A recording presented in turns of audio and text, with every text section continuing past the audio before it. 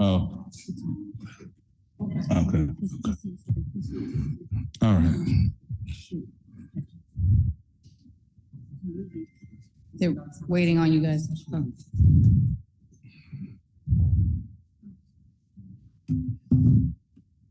Okay.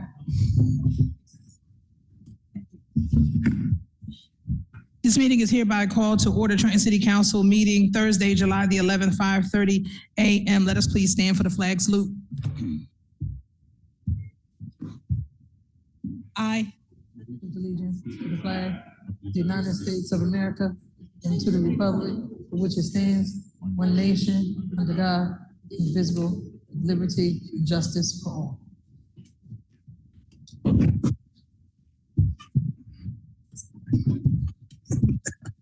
Adequate notice of this meeting has been given in accordance with the Open Public Meetings Act pursuant to Public Laws 1975, Chapter 231. This agenda is complete to the extent known and was sent to the Trenton Times and the Trentonian newspapers, posted on the first floor bulletin board in City Hall, filed in the city clerk's office, and posted on the City of Trenton website. Formal action will be taken. Mr. Garcia.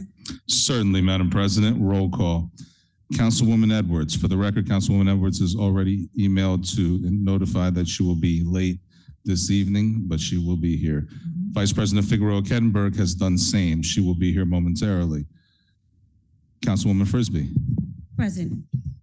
Councilwoman Gonzalez. Presente. Councilman Harrison. Present. Councilwoman Williams. Present y presente. And Council President Feliciano. Present. Myself, Brandon Garcia, Municipal Clerk, present. Legislative Counsel, Mr. Edward Kaloji. And City Attorney, West Bridges. Thank you. On your call, Madam President. Let's proceed with the invocation. Certainly. Almighty God, who holds the fate of man and nation, we most humbly beseech thee to bless this our city, these deliberations, and these thy servants, that they may act with wisdom and understanding for the good of our community and thy greater glory. Amen. Amen. Mr. Garcia. Certainly, Madam President. Go ahead. Change to the agenda, Certainly. if I may. So it was requested by Councilwoman Frisbee that we go into executive session with the business administrator, council, legal, and yourself. So I'd like to make a motion for us to include executive session tonight after we've conclude the new business. Understood. That's a motion. Is there a second? Second. It's been moved by CP, second by Councilwoman Frisbee. Roll call. Councilwoman Frisbee. Present. Yes. Councilwoman Gonzalez. Yes. Councilman Harrison. Yes. Councilwoman Williams. Yes? Council President Feliciano. Yes. Motion carried. Thank you. You may continue. Certainly. Moving on, Madam President, with the agenda at this time, I believe we have appointments to boards and commissions. What I'm going to do is go ahead and read from names from the resolutions, or for that matter, titles of resolutions, if including name, and if those individuals can come up to the podium, I presume, for the council to speak with them. Madam President, would that be all right with you? Yes, thank you. Certainly. I'm going to go ahead and do that now. I'll call the first name. And the first name is Resolution Providing Advice and Consent to Mayor's Appointment of Corey McNair, landlord, regular member to the Rent Stabilization Board for the term of 7/1/2024 to 12/31/2026. Is Mr. McNair present?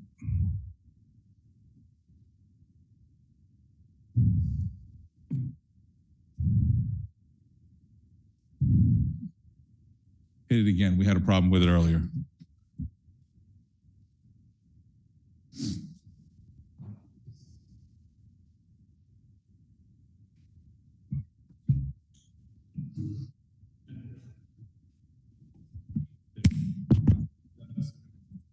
Madam President, with your permission. Yes, thank you.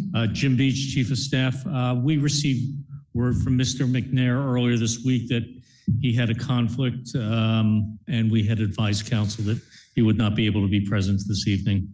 So I understood, I thought we were going to pull his resolution for this evening, or at least table it. Right, thank you for that. Okay. So what happened was I saw Renee earlier today, and she asked me if I had received her email, but I didn't receive an email about it. So I wrote her back Okay. asking about it, so I still hadn't heard. So thank you for That's the clearing that story up. there. Okay. Okay, thank you. So we'll table it until the August meeting. Thank you. Thank you. Is this then, motion, do I need a motion to table, or is this being pulled by administration? Pull it.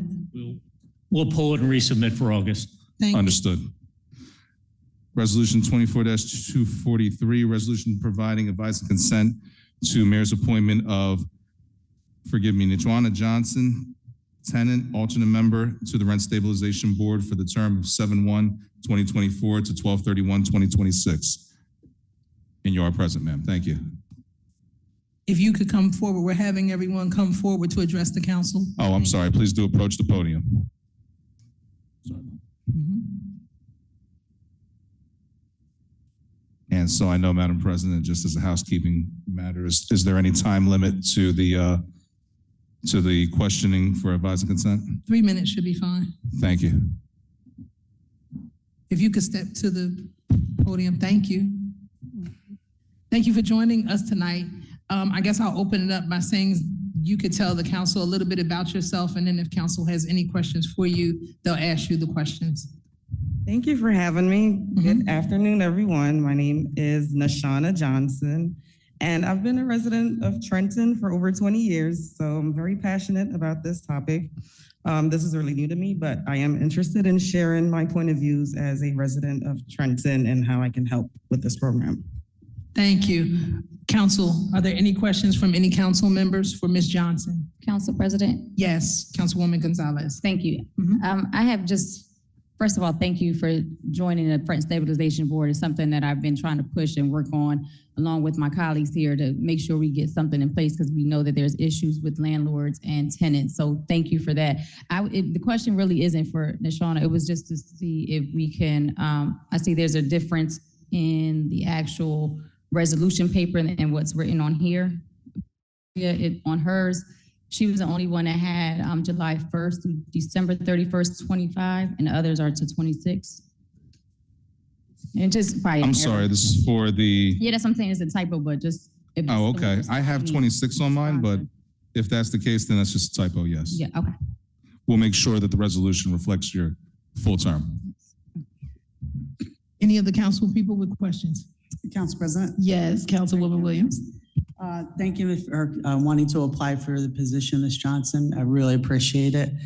And my question is regarding rent stabilization. This becomes a lot bigger of an issue maybe than was 5 years ago or even a little bit longer. So I'm wondering what inspired you to want to be a part of this board? So what inspired me is that I'm very passionate about critical issues and about landlord-tenant issues. I've been a tenant for about 7 years or so, and I've had some issues as far as safety concerns with my property and how the landlord addressed these concerns. So when I did see this opportunity, I felt like this was an opportunity for me as a renter to share my concerns and to actually learn a lot from others within the same area. Okay, thank you very much. Councilwoman Frisbee. Thank you, Council President. So one, I wanted to say thank you for stepping up for this. It's not always easy to step up and help out the others. It's not always appreciated, but know that you are appreciated here for the work that you will be doing if appointed to this position. It is going to be, you're going to get calls and get addressed from different places that you may not even think about, but just know that you don't stand alone. And so I just want to encourage you. And again, just thank you for stepping up to the plate to take on this role. And we appreciate you because this is extremely important. We have many, especially not just, my passion is for our seniors, but we have a lot of folks in our community that people are price gouging them with their rent. And we need to put a stop to that. So thank you for this. Thank you. Councilman Harrison, no questions?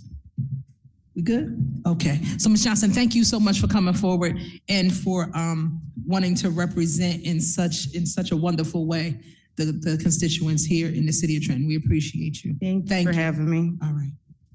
Mr. Garcia. Certainly, Madam President, as we go through these items, would it be okay with the council to decide whether or not they would go on to a potential consent agenda? Yes, that's fine. Thank you. Shall we move this to consent? Can I have a motion to move Resolution 24-243 to consent? Second. Roll call, Councilwoman Frisbee, Yes. Councilwoman Gonzalez, Yes. Councilman Harrison. Yeah. Councilwoman Williams, Yes. Council President Feliciano. Yes. Motion carried, move to consent. Just very quickly, I want to ask I'll defer to a solicitor. Do we require a motion do we require a motion to move the item to the consent agenda? Or are we simply able to label that as consent, each one as consent going down the line? Motion to move the consent agenda and then adopted by the body. I'm sorry? It requires a vote, yes. Requires the motion, correct? Yes. Okay, thank you. Just asking. Thank you. On to resolution 24-244, resolution providing advice and consent to the mayor's appointment of Regina Jackson, tenant, regular member to Rent Stabilization Board for the term 7/1/2024 to 12/31/2026. Good evening, Ms. Jackson. How are you tonight? Good evening. Excellent. Thank you for coming before us tonight. If you would go ahead and tell us a little bit about yourself, and then we'll have any questions as they would arise. Okay, my name is Regina M. Jackson, and I'm an investigator for the state of New Jersey Division of Taxation. I currently serve on several boards. I'm on the executive board for the Mercer County Central Labor Council. I'm chairman of volunteers for the Afro-American Cultural Collaborative. I am chairman of Education and Equity for CWA 1033. The reason why I asked to be on the board is because having been living here in Trenton, New Jersey for 40 years and being a tenant for 29 years, I want to see the residents of Trenton to get a fair and equal shot at rent stabilization. When I came to New Jersey from Connecticut, the rent was modest. It was something that we all could afford and could aspire to get a house or be able to get a one-bedroom apartment without having to go into other budgets for that. So that is the reason why I want to be on the committee. And I do want y'all to know that I would dedicate 100% of my time to this committee like I do to the board, like I do any other board that I'm on now. Thank you, Ms. Jackson. Are there any council members that have any questions for Ms. Jackson? So, Madam President? Yes, Councilwoman Frisbee. Thank you. So again, I don't have a question, but I do want to tell you that your time is appreciated. We value your time. Giving up your time is something that a lot of folks are not willing to do. So we take it seriously, and we're glad that you take it seriously as well. The work that you've already done is greatly appreciated, and people should not have to decide whether or not they're going to be able to pay their rent or eat. And so the work that you're doing is greatly appreciated and needed in our community. So thank you for that. Thank you. You're welcome, ma'am. Thank you. Any other council people with questions? Council President. Councilwoman Williams? Thank you, ma'am. Yes, ma'am. Ms. Jackson, we have a few more questions possibly. Apologize. No worries, ma'am. So I just want to say thank you very much for applying, and you have an impressive resume, particularly your investigation background. It was quite interesting reading what you've done in the past, and Thank you. I think it will be helpful in what we're trying to do. So I know also you are very busy outside of your work. So one of the issues we have had in the past with some boards is having quorums. So we have enough people, to make sure that we're processing different items that come up for our boards. So would you be able to prioritize this over other aspects of your schedule if you need to? Absolutely. I don't see anything in my schedule or anything about me that will hinder me from doing the job that y'all need me to do here. Okay, thank you. And are you aware, as I'm not, if we have a schedule of meetings when that may occur, so that'll come up in the future? Yeah, because this is important to me. Like I said, I'm a renter for 29 years. This will be first. Everything else, I will manage it. Believe me, I would. Thank you so much. Thank you. Council President? Yes. I just want to say thank you, Ms. Jackson, for stepping up and wanting to join the Rent Stabilization Board. Thank you. Like I said before, it's important, and I'm glad that we're starting to get this back going. Thank you. Thank you. Mhm. Am I done? Anyone else? Okay, so thank you, Ms. Jackson, once Thank again, for your commitment, for your time. We look forward to having some positive things come from this and you serving hopefully with the people on behalf of the people of the city of Trenton. Thank you. Thank you. Thank you, Mr. Garcia. Oh, may I have a motion to move this to consent? So So moved. moved. Second. It's been moved and second. I'll call the roll. Councilwoman Frisbee. Yes. Councilwoman Gonzalez. Yes. Councilman Harrison. Yes. Councilwoman Williams. Yes. Council President Feliciano. Yes. Motion carried. Move to consent. Next resolution, Resolution 24-245, resolution providing advice and consent to the mayor's appointment of Edwin Botchway, tenant, regular member to the Rent Stabilization Board for the term of 7/1/2024 to 12/31/2026. Good evening. Good evening. How are Good you? evening. Good, thank you. So thank you for coming before us tonight. If you don't mind, we'll follow the same form. If you just tell us a little bit about yourself, and then if council members have questions, we'll ask at that time. Thank you. Sure, for sure. Yeah, my name is Edwin Botchway. I've been a tenant here in Trenton for about 6 years. In addition to that, I'm also a realtor and run a housing counseling agency, Community Housing Services of America, that does housing counseling for low and moderate income families in the city. I think I have a unique perspective as someone that is a tenant, but also has worked with other residents in the city trying to find housing. And frankly, just the numbers haven't been adding up. The average income isn't able to afford the average rent, and it's been hard for a lot of people to find housing. So I think that that perspective of working with people and being able to see firsthand some of the trials and tribulations that they've gone through, some of the requirements that landlords are asking for, just a lot of the aspects of being able to attain housing and the challenges that they face is definitely kind of motivating me to want to be a part of this board and really see change and bring change to the city. So it's definitely something that I've been very passionate about and would love to see improvements in. Thank you. Thank you. At this time, do any council members have any questions? Council President, just want to say Yes. thank you. Thank you, Mr. Botchway, for joining the Rent Stabilization Board and for your time. No problem. Thank you. Anyone else? Council President, Yes, Councilwoman Williams. Mr. Botchway. Hi. Thank you very much for applying for the board. And as someone has a very strong background in a lot of the aspects that'll come up, I know you're not official on the board yet, but what do you see maybe as the greatest challenge to overcome for a rent stabilization board? I really think finding unique ways to create that stabilization. I think it's been a problem for a while.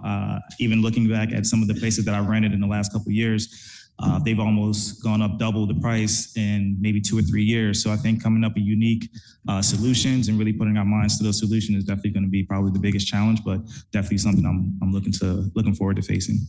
Okay. Thank you very much. No problem. Thank you.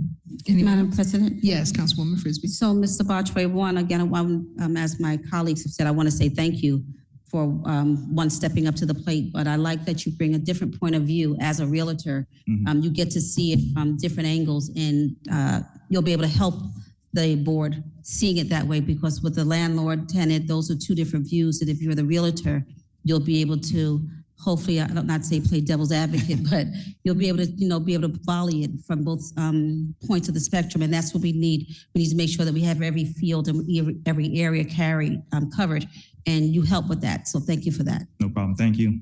You're welcome. Thank you. No problem. May I have a motion to move this to consent agenda? So moved. Second. Moving second, I'll call the roll. Councilwoman Frisbee. Yes. I'm reading a thing, I'm sorry. Yes, sir. Okay. It's gonna be a long night. Councilwoman Gonzalez. Yes. Councilman Harrison. Yes. Yes. Council President Feliciano. Yes. Motion carried. Move to consent. Sorry. Resolution 24-246, resolution providing advice and consent to mayor's appointment of Cynthia Mendez, homeowner, regular member to the Rent Stabilization Board for the term of 7/1/2024 to 12/31/2026. Hello. Good evening, Ms. Mendez. Thank you for coming before us tonight. Thank you for your application to the Rent Stabilization Board. Again, if you'll just tell us briefly a little bit about yourself, and then we'll open it up to questions or comments from council. My husband and I purchased a home here 5 years ago, almost 6 years ago. But my professional experience, a lot of it has been in Trenton. Currently, I'm the Director of Housing Stability for an agency where we help people with back rent, security deposits, mortgages, and utility assistance. I've been doing this job now for 11 years. So we have seen a lot of people. And while I don't often have direct contact with those folks, I oversee a team of 8 people who do. And we have seen, like Mr. Botchway said, rents have gone up, and particularly after the pandemic, people are struggling to have to choose between rents, food, clothing, transportation, childcare. And I just thought that with my professional experience, that I could add something to this board and bring a perspective from an agency and what we're seeing and the challenges that we hear every day from people who reside in the city. Thank you. Are there any members of council that would like to make a comment or ask a question? Council President. Comment. Oh, wait a minute. Yes. Councilman Harrison. My question is, you were saying earlier, what do you see as the biggest hurdle being a part of the agency that you can help with the community? Our challenges are multiple. People, what we're seeing, landlords are waiting to file eviction notices. So when we see people, they're owing $6,000, $7,000, $8,000. We can't help pay that. I mean, we have a lot of money, but not that much money because we have a level of service that we have to fulfill. Affordability, sustainability. You know, Mr. Botchway said, incomes are not matching rents. You know, the average rent for a 1-bedroom here is about $1,500 to $1,600 a month. If you're only making $2,000 a month, bringing home $2,000 a month, then there's an issue, there's a concern. So, and I agree, I think one of the council people said about landlords gouging people. Absolutely. There are a lot of landlords who are not a part of this city. They don't live here, they don't care about it. They just want their rent. That's what we're seeing. Thank you. Councilwoman Frisbee, and then Councilwoman Williams, and then Councilwoman Gonzalez. Thank you, Council President. So, Ms. Cynthia, I want to thank you, and again, your unique perspective as a homeowner. It is disheartening. I'll say I know of a woman who one of my elders, who was brought to my attention. Her rent increased so much to the point that she had to make a decision about what she was going to eat, not just if she was going to eat. She has a cat. She and the cat ate together, and it broke my heart. So that's why when Councilwoman Gonzalez and our other colleagues initiated is to make sure that we get things in motion. It's important for all of us as sitting members of this council that we get control of what's going on in the city, to let our residents know we're concerned, we're here, we hear them, and we're trying to do something about it, but we can't do it individually. It has to be a collective. Yes. So your perspective as a homeowner, you know what some of the aches are going to be for them that others may not know, or because you and your husband have been in this, and you know what could happen, the ins and the outs. So I thank you for that. And I am an appreciation already of what is going to happen for our residents. Just today, I had a conversation with someone about their rent having just been increased by 7.9%. And that is just ridiculous. We're not getting, my pay is not going up by that amount. So how can you go up on someone's rent? And if you are a senior citizen, what do you do with that? And you're on a fixed income. So thank you for being present. Thank you for stepping up, and you are appreciated. Thank you. Thank you, Council President. Ms. Mendez, thank you so much for applying, because getting such a breadth of different experiences as we're hearing tonight is going to be really important for the board to be successful, because we're in a terrible situation across the board, just economically, people being able to afford where they live, creating new housing. So one of the things that jumped off the page for me in a really good way is seeing that you have experience with municipal governments. So I'm just curious, as comfortable as you feel answering this question, do you identify any areas that the city of Trenton as an institution, maybe there's some things we can do on a structural level to help with rent stabilization, help with these situations with landlords and so forth? Because I know there's state law, there's a lot of different things that make it difficult, but are there ways that the city of Trenton could do things better? I think moving your affordable housing through the process as quickly as possible. And I understand that a lot of times it's held up because of finances. But there's not enough affordable housing in New Jersey, in the country, actually. So just being able to perhaps process things a little more faster would make a difference. Okay, thank you very much, ma'am. Mm-hmm. Council President, I just want to again say thank you, and just for being on this board. But I did want to make a comment because a lot of people don't know that the rent has gone down. The rent increase has gone down to 4%, and it's not. I don't know where this falls, if this is administration or not, but on the website, it still is not reflecting that. I think it said it ended in July 1st. I know we're only a couple of days in, but on the website, it still doesn't say that we've changed that and amended that ordinance. So I just wanted to put that for the record that it is % now from 7.5. But thank you. When we see clients who have had unreasonable or unconscionable increases, we send them to legal services so that they can fight on their behalf, because people don't know. Just like with late payments. I had a case today. The landlord was charging 11% a month. The rent was $1,400. The late fee was $150 every single month. That's ridiculous. Well, thank you very much. 1 second, Councilwoman Harrison. Do you, the question is, do you happen to have any flyers? Because we're always out in the community. If you have flyers that we can I give actually out have business cards I can leave with you. That'll work. They are a generic card for our services. Thank So you. I will leave them. Appreciate that. No You problem. could give your cards to the clerk. Okay. Thank you. Thank you. So thank you for appearing before us tonight. May I have a motion to move this to consent? So moved. Sorry. No, go ahead. It's no problem. Roll call. Councilwoman Frisbee. Yes. Councilwoman Gonzalez. Yes. Councilman Harrison. Yes. Councilwoman Williams. Yes. Council President Feliciano. Yes, Motion carried. Moving to consent agenda. thank you. Next resolution, 24-247, resolution providing advice and consent to the mayor's appointment of Simmons Parham, homeowner, regular member to the Rent Stabilization Board for the term 7/1/2024 to 12/31/2026.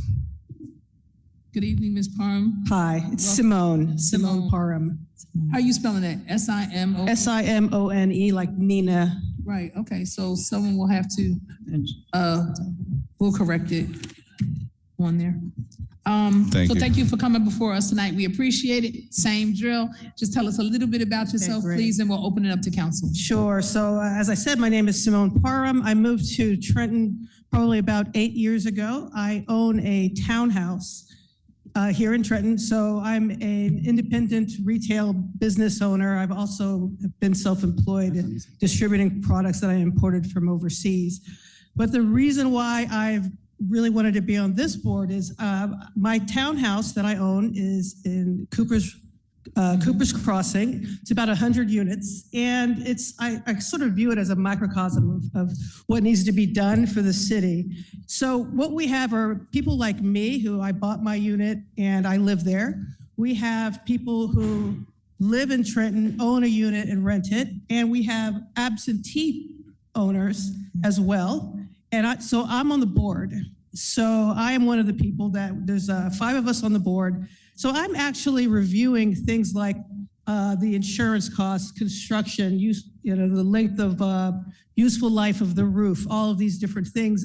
We do things like we have to adjust, the monthly fees, which some people are really upset about and some people are not.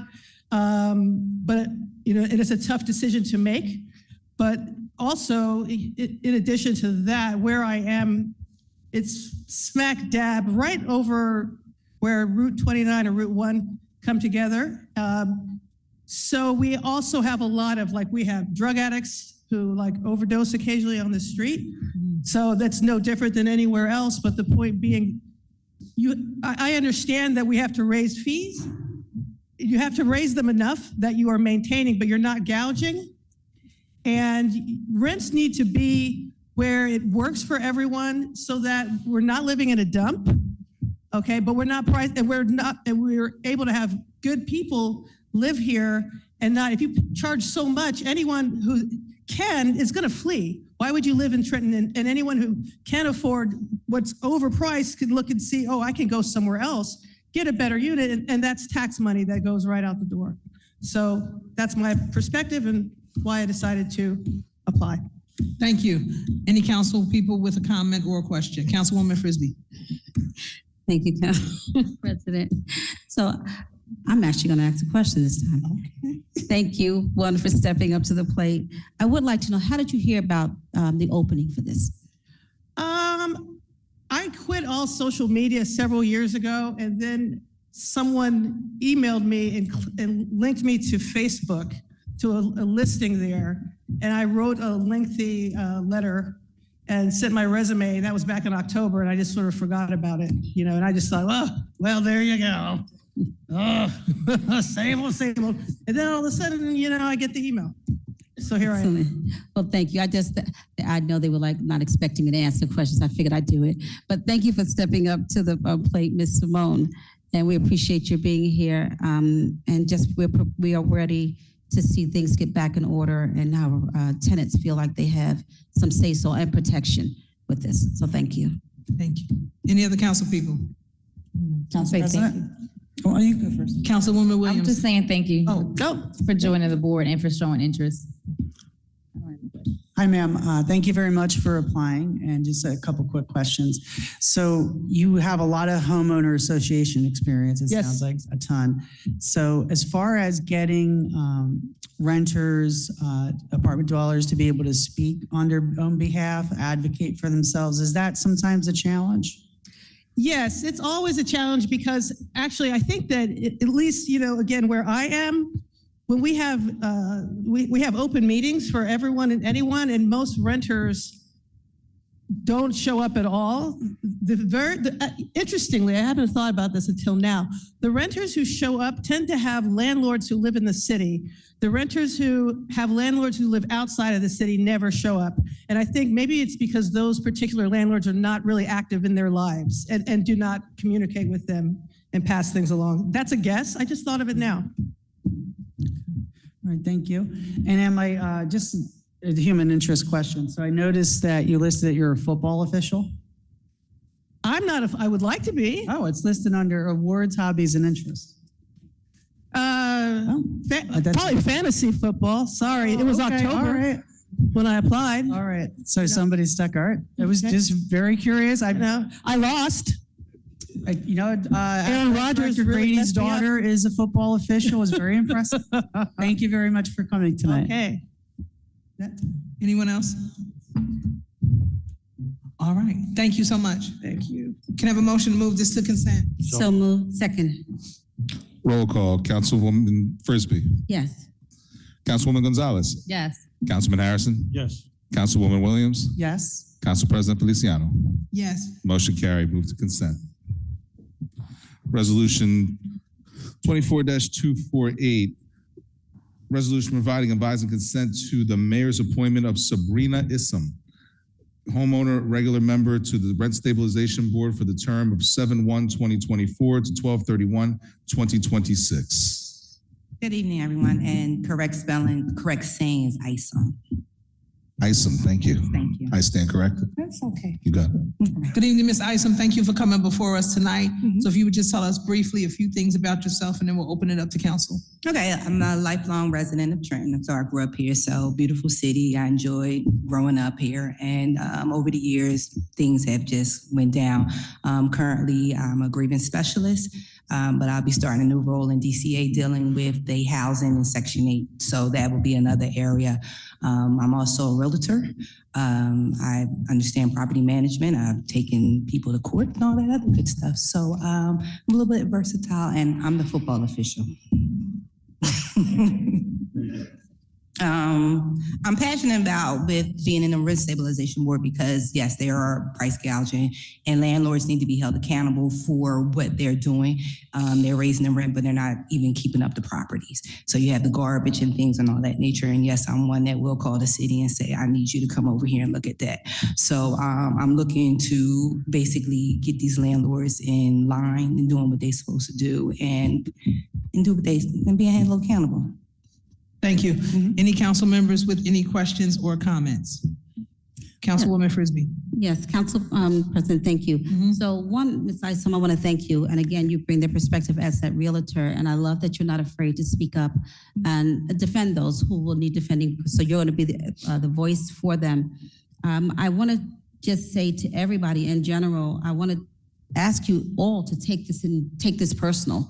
And which I believe everyone who has come up so far has done just that. It feels like you guys are taking this personal force. That's how I feel when it comes to the residents of the city, that whatever I'm doing, when it's something negative happens for them or positive, I take it personal. And so that's what I'm hearing with all of you, and I appreciate that. Like you and Mrs. Mendez and others have said, many of the landlords, they don't even live here. So these folks are just, a lot of times, our residents are just numbers in their bank account when they collect the rent. So we need to make sure that they know there are people behind this, there are lives that are being affected by this. And so I appreciate you in the air that you bring with this. And I know that you'll treat it with the passion that I know that it is too. So thank you for stepping up, ma'am. You're welcome. Any other council people? Council President. Councilwoman Williams and then Councilwoman Gonzalez. Thank you. Hi, ma'am. I'm glad you're the football official. My pages were stuck. So my quick question is regarding code enforcement, particularly upon landlords. It's something over time that's gotten, let's just say, not very well executed at times. Negligence by landlords' attitude that they do not have to respond to citations, they do not have to fix things. So would you say that these are areas that it should not be easy for the city of Trenton, or it should be easy for the city of Trenton to approve upon, or are there different ways that maybe the landlords are legally getting around things? They are legally getting around things. I don't think the city, it's like, well, we have to do this morning, we have to send them this letter, and then we have to do this. No, if you want to rent in the city of Trenton, then you need to do certain things accordingly because you are bringing down the city, especially a lot of these people or these landlords do not live here, like they said. So you don't care about the city. So I have a problem with that. And then especially like you have tenants, especially if you have 4 units, you're supposed to have you're supposed to have garbage cans, you're supposed to have somebody that keep up the landscaping and things of that nature, and they don't do that. And I don't know to what degree the inspection department go around to check for that.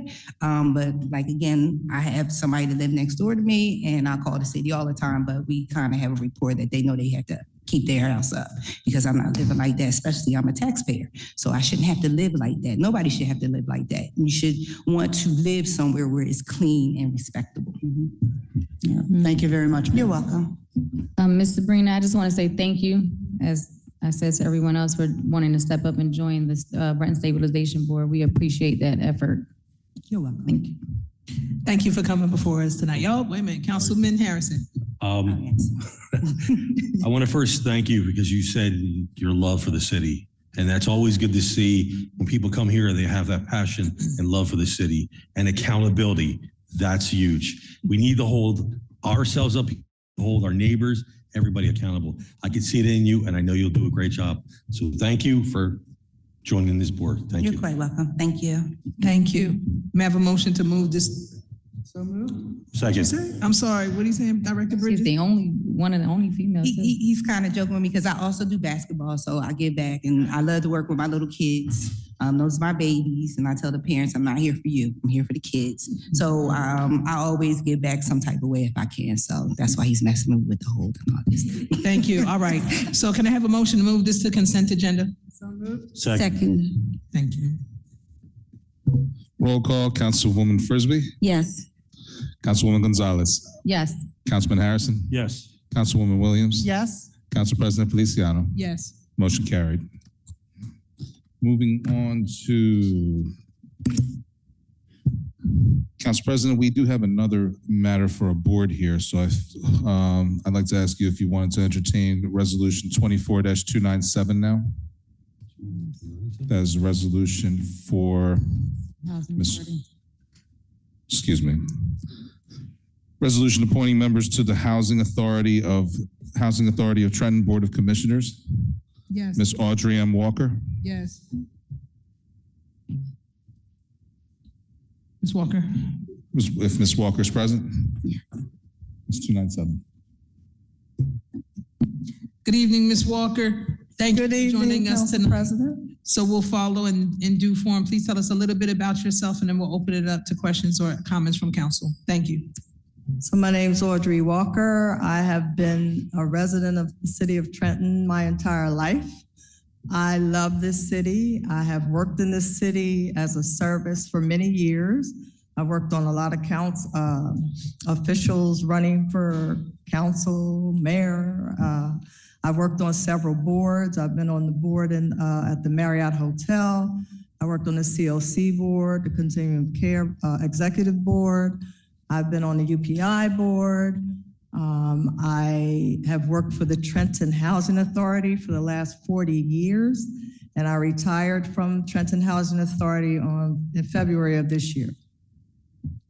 Thank you. And why do you want to serve on the Rent Stabilization Board? I mean, never mind. I'm done.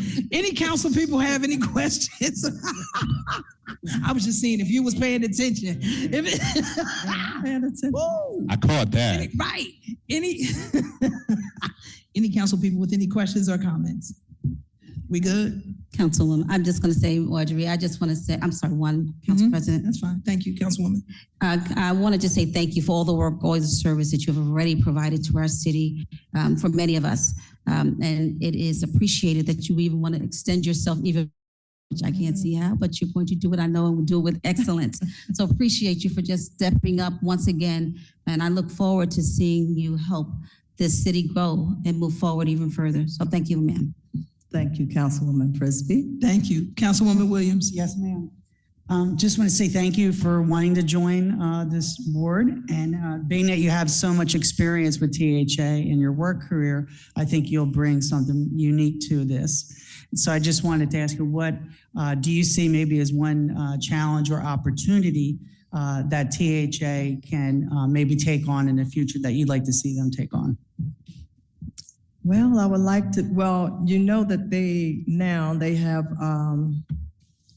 are going to be, I'm going to just say, we are positive that they'll be getting the Choice Neighborhoods Grant. And with the Choice Neighborhoods Grant, I think the most challenging thing will be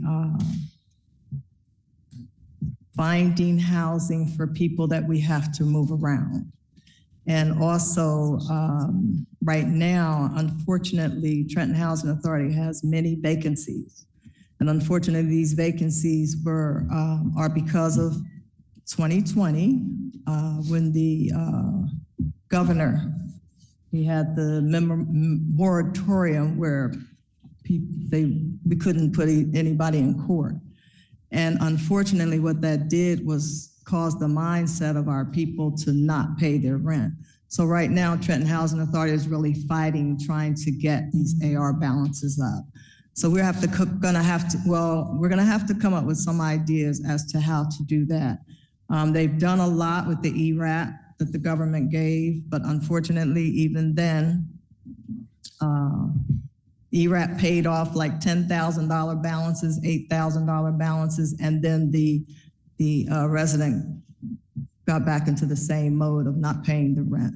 So I think collecting rents, filling vacancies, and relocating residents when we get this grant is going to be our most immediate challenges. Thank you very much, ma'am. That's great. You're welcome. Any other council people? I just want to say thank you, Ms. Walker, for your service and for joining or wanting, expressing interest in the vacancy that we had on the board. Thank you. You're welcome. Councilman Harrison? I would do the same thing. I would like to thank you for your many years of caring for the city, loving the city, and helping project positivity in the city. So thank you very much. You're welcome. So, Ms. Walker, thank you very much. We appreciate you coming out and for your time and for your diligence and your service to the city of Trenton. Thank you. And it's a breath of fresh air seeing this council. Just want you to know that. You're welcome. Thank you. May I have a motion to move consent agenda? So moved. Second. Moving second. Councilwoman Frisbee. Yes. Councilwoman Gonzalez. Yes. Councilman Harrison. Yes. Councilwoman Williams. Yes. Council President Feliciano. Yes. Motion carried. Move the consent agenda. Thank you.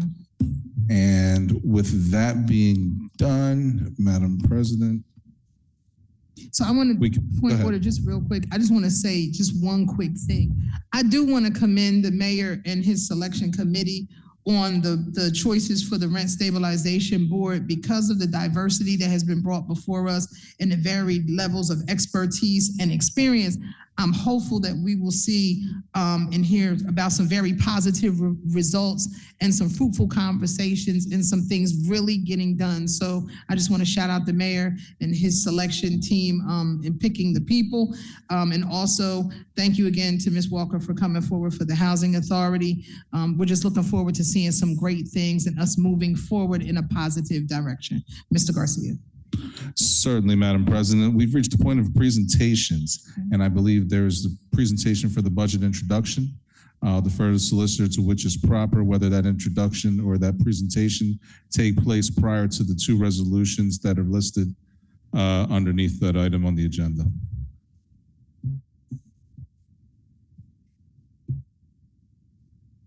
Gentlemen, I'm going to go ahead and say that presentation take place first. The what presentation? The Yes. presentation? Budget. Yeah. Would you guys like to proceed now? Okay. And we got to get this up on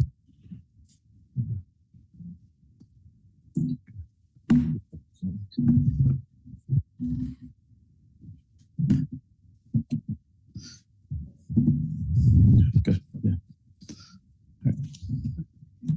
Mm-hmm. Ready? Good.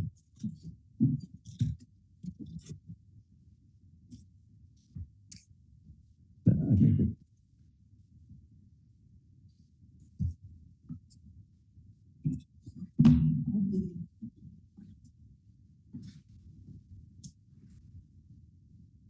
Is that okay?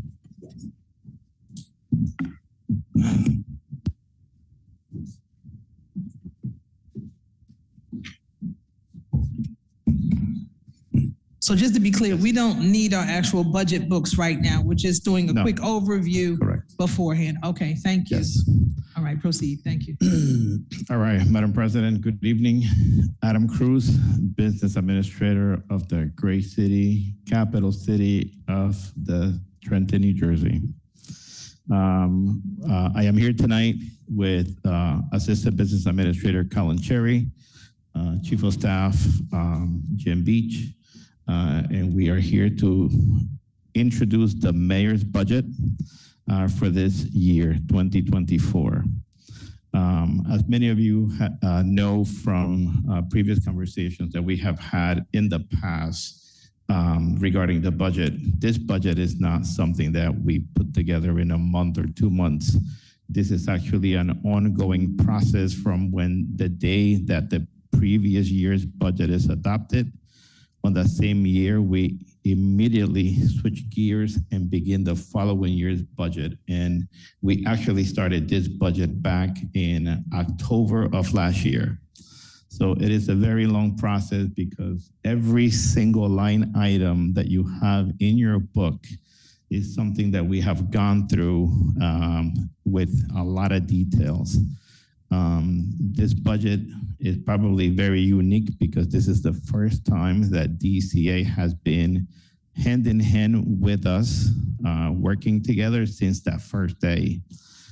So since October, DCA has been actually having conversations with us from day one, from the day that we said, okay, all hands on deck, we are now going into the 2024 budget. DCA was sitting at the table with us. We knew it was going to be a very challenging year, and so we decided that it was the best thing to do was just get them at the table with us so that they could see the challenges that we were facing. And so here it is. We were notified about 3 weeks ago as to how much money the city of Trenton was going to be receiving in capital city aid, as well as transitional aid. And for the first time, probably in over, probably since 2009, probably, or 2011, the city of Trenton has received the most money in transitional aid. And that just goes to show the amount of work that has been done, the outcry, the lobbying that everyone probably, from the mayor to you, the assembly members from Legislative District 15, Senator Turner, everybody that we could get on board to hear our outcry for help. We were very successful at conveying that message. This budget is very challenging. We don't have luxuries in this budget. It is always for the needs that we need for the services that the residents of the city of Trenton need.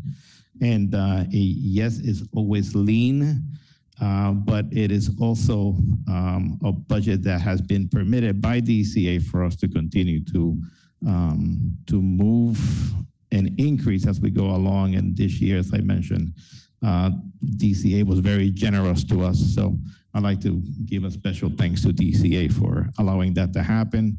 Commissioner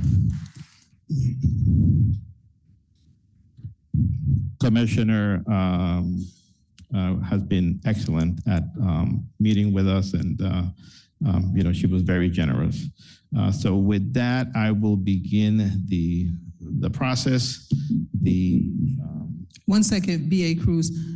Mr. Garcia, if you would mark Councilwoman Edwards and Council Vice President Figueroa Kettenberg as present. They are. Already have. Thank you.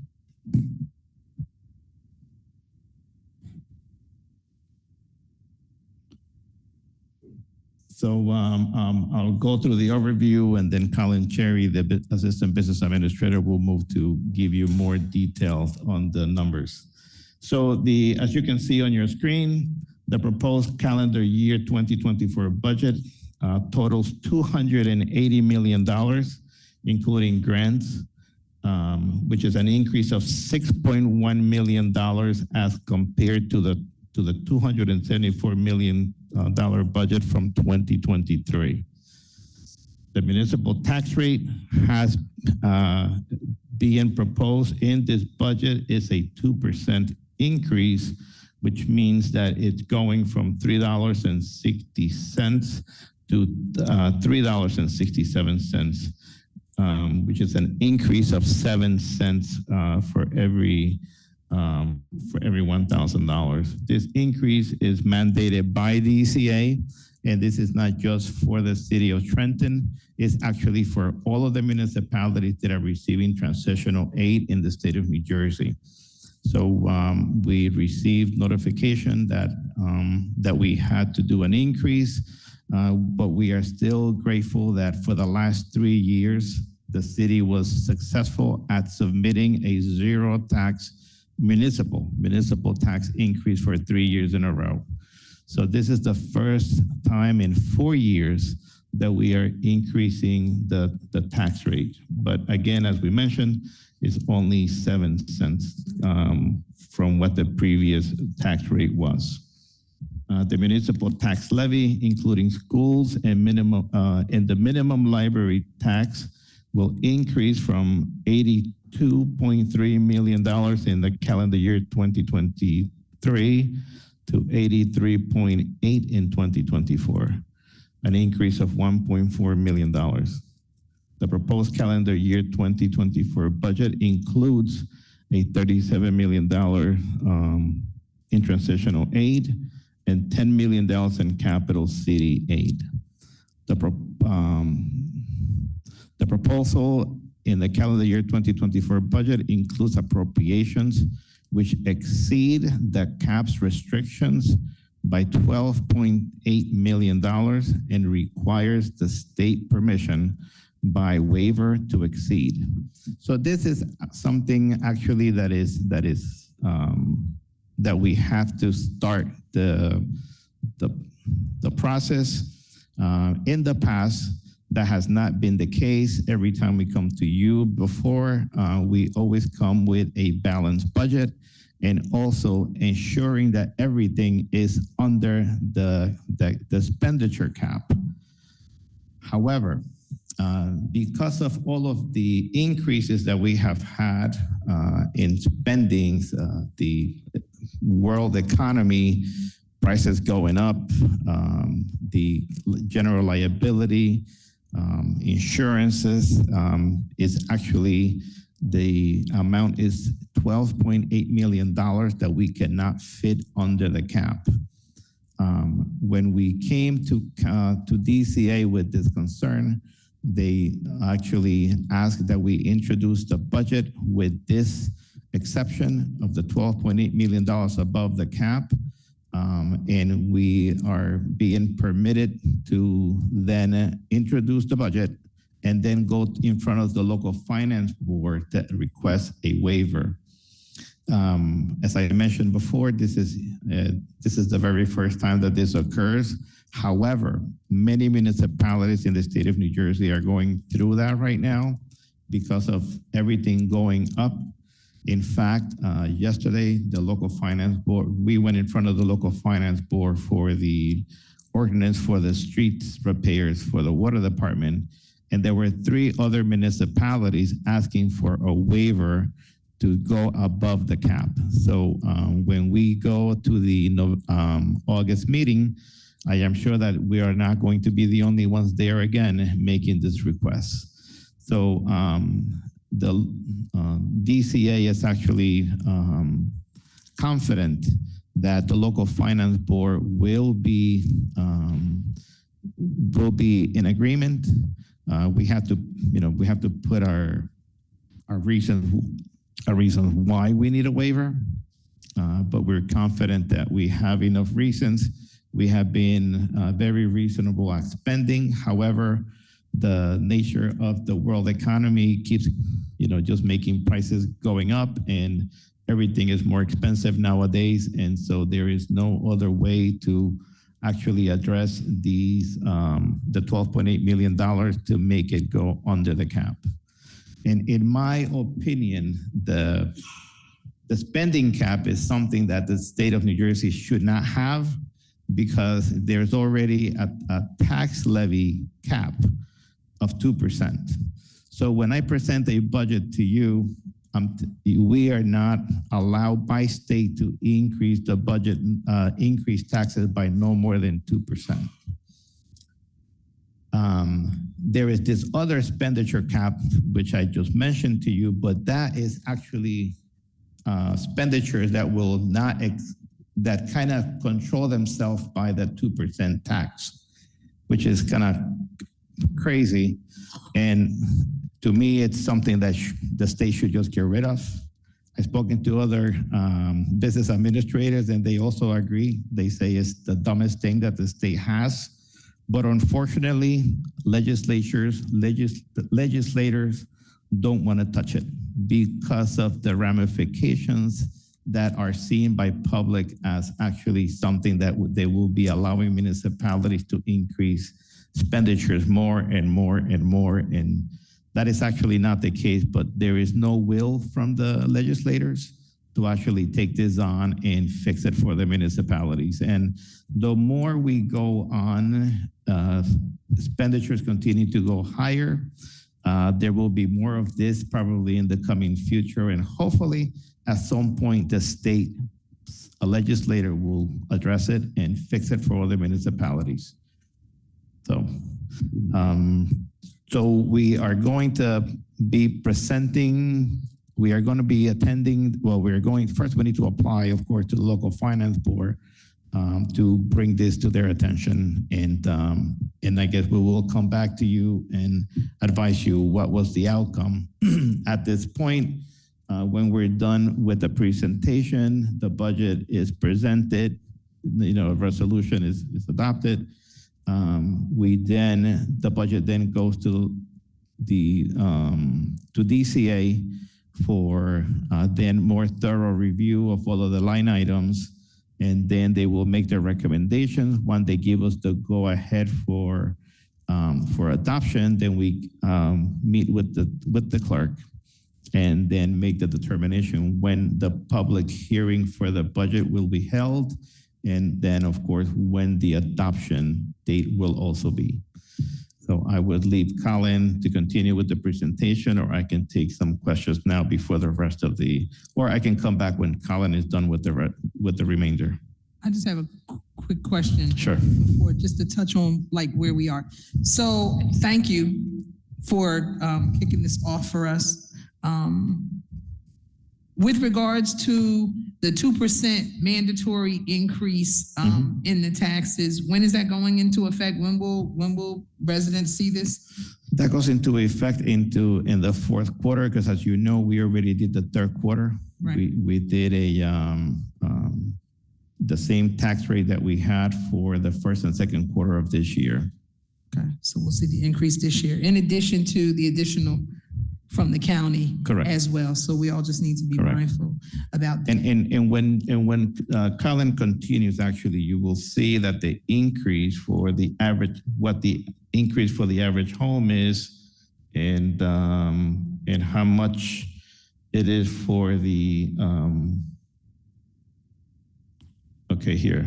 So the proposed tax at 100,000 in 1 year is $70 per year. And then, but the average home in Trenton is actually around $70,000, which is equals to $51 per year. Okay. All right. And then with regard to this increase that is mandated by DCA to take, I know that it's almost like us beating a dead horse, right? The state sits on over 40-some% of our property. We get the pilot, we don't get the full assessed value.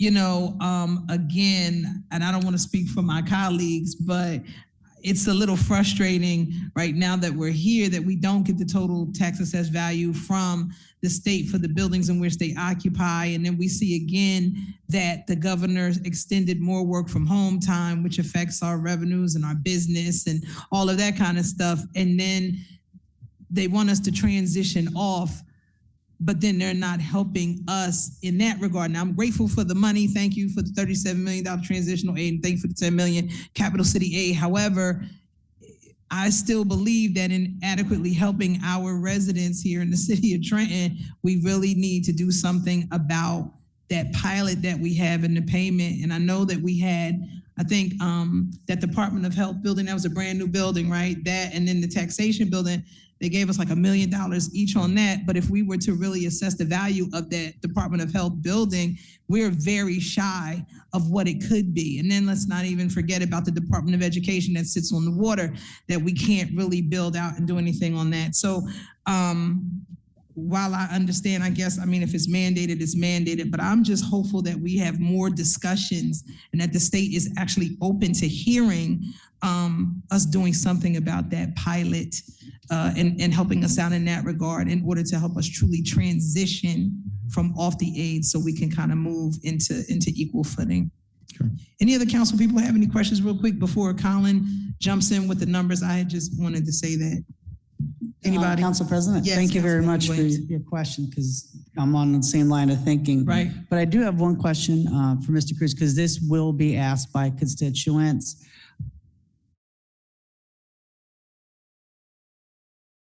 By the state. Like our hands are totally tied. Is that correct? We had several conversations about the tax increase. Jim, myself, the mayor, several communications. In fact, Jim, the mayor, and the commissioners sat together this week, and that was brought up one last time, and we were asked that we increase we do the 2% tax increase. Okay, well, thank you for the fight. Appreciate that. Thank you. And BA Cruz, the question that I had at the last meeting about the itemization of the tax bills. Yes. So that way, please, is there an update on that so that Yes. the constituents can see where their taxes are being raised? That is correct. So for the fourth quarter taxes, once the budget is adopted, that tax bill will have the breakdown. Okay. Because the one that we adopted the last time is actually not reflective of what the new tax rate will be. Right. So this is just based on the last couple of quarters. So we will, and I already had that conversation with the tax collector, and she's also in agreement, and there's an additional piece will be placed inside of the tax bill when we put it out. Excellent. Thank you. Thank Thank you. you so much. Councilman Harrison. Mr. Cruz, I agree with my colleagues.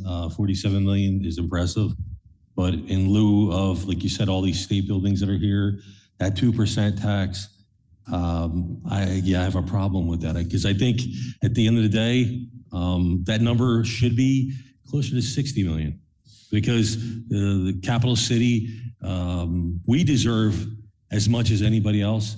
And I'm grateful for your hard work and everybody else's hard work, but I hope we continue that money increases. But the taxes, this city right now, we have a problem with housing. When we have all these state buildings here, that's my concern, because the prices are going through the roof, and here we go again. The state should be saying to the city of Trenton, hey, you actually got a council now that's willing to work with the administration, willing to work with the DCA. Give us, like my colleague had said, that waiver on that 2%, because I think anything we can do to move this city together. We have a rent stabilization board now. We've got a lot of beautiful people in this room that are going to push the city forward. Yeah. So we need the state to continually step up. And I think 47 is good, but it should be closer to 60. Sure. And I just want to remind council that when this administration actually came into place, in 2019, I believe it was 2018, the city received $6.7 million. So we have gone from $6.7 million, $6.8 million to now $47 million. So it's almost a $40 million increase that we have been successful, because we continue to convey the message that we need to get to a reasonable number. We are actually glad that little by little we're getting there. Thank you. But that 6.7 mil, that decrease from what it was before wasn't due to the performance of the city. It was due to the governor that was in place, right? That took the money from the city. So I'm not gonna say, and this is a good thing I'm saying, that it was by any fault of the city that the money got taken away. It was because of the leadership that was in place at that time that took the money away. And so I do commend you all on the performance of moving forward and moving up. But again, 47 million is nice. The 2% tax increase is not. And we need more money for the capital city so that we can operate not just to survive, but to also succeed and excel and move forward. And I'm hopeful that at some point in time, again, the state would see that and continue to help us to move to that front. Yes. Thank you. Thank you. Council President. Oh, Good evening. yes. Somebody? No, over here, Council President. Okay, Councilman Harrison. You had brought up, Council President brought up a good point. No matter whether it's a Democrat or Republican governor, That's right. we need to get our fair share. So hopefully in this great state, we can start learning how to work together, because whatever party you are, remember, you're the party of the people, because there's people in this city, they deserve better. They deserve both parties, instead of heads together, sit down and do what's right by the people of this great city. Thank you. Good evening, Madam President. Good evening, members of council. I promise I will not bore you with all of these numbers, but we'll just give you an overview. I will mention that for members of council and the members of the public, once we are done with this presentation this evening, we will be posting it on our website where you can find all of our previous budgets through, I think, about the last 6 or 7 years. We'll post the introduced budget, assuming it is successfully introduced this evening, as well as this presentation, and you can go look at our prior presentations and prior budgets.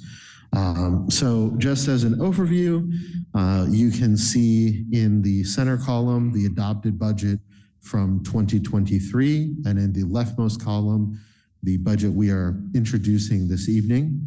On the far right is the variance. Again, for folks that aren't used to looking at these spreadsheets, numbers that are in parentheses are reductions, numbers that aren't are increases.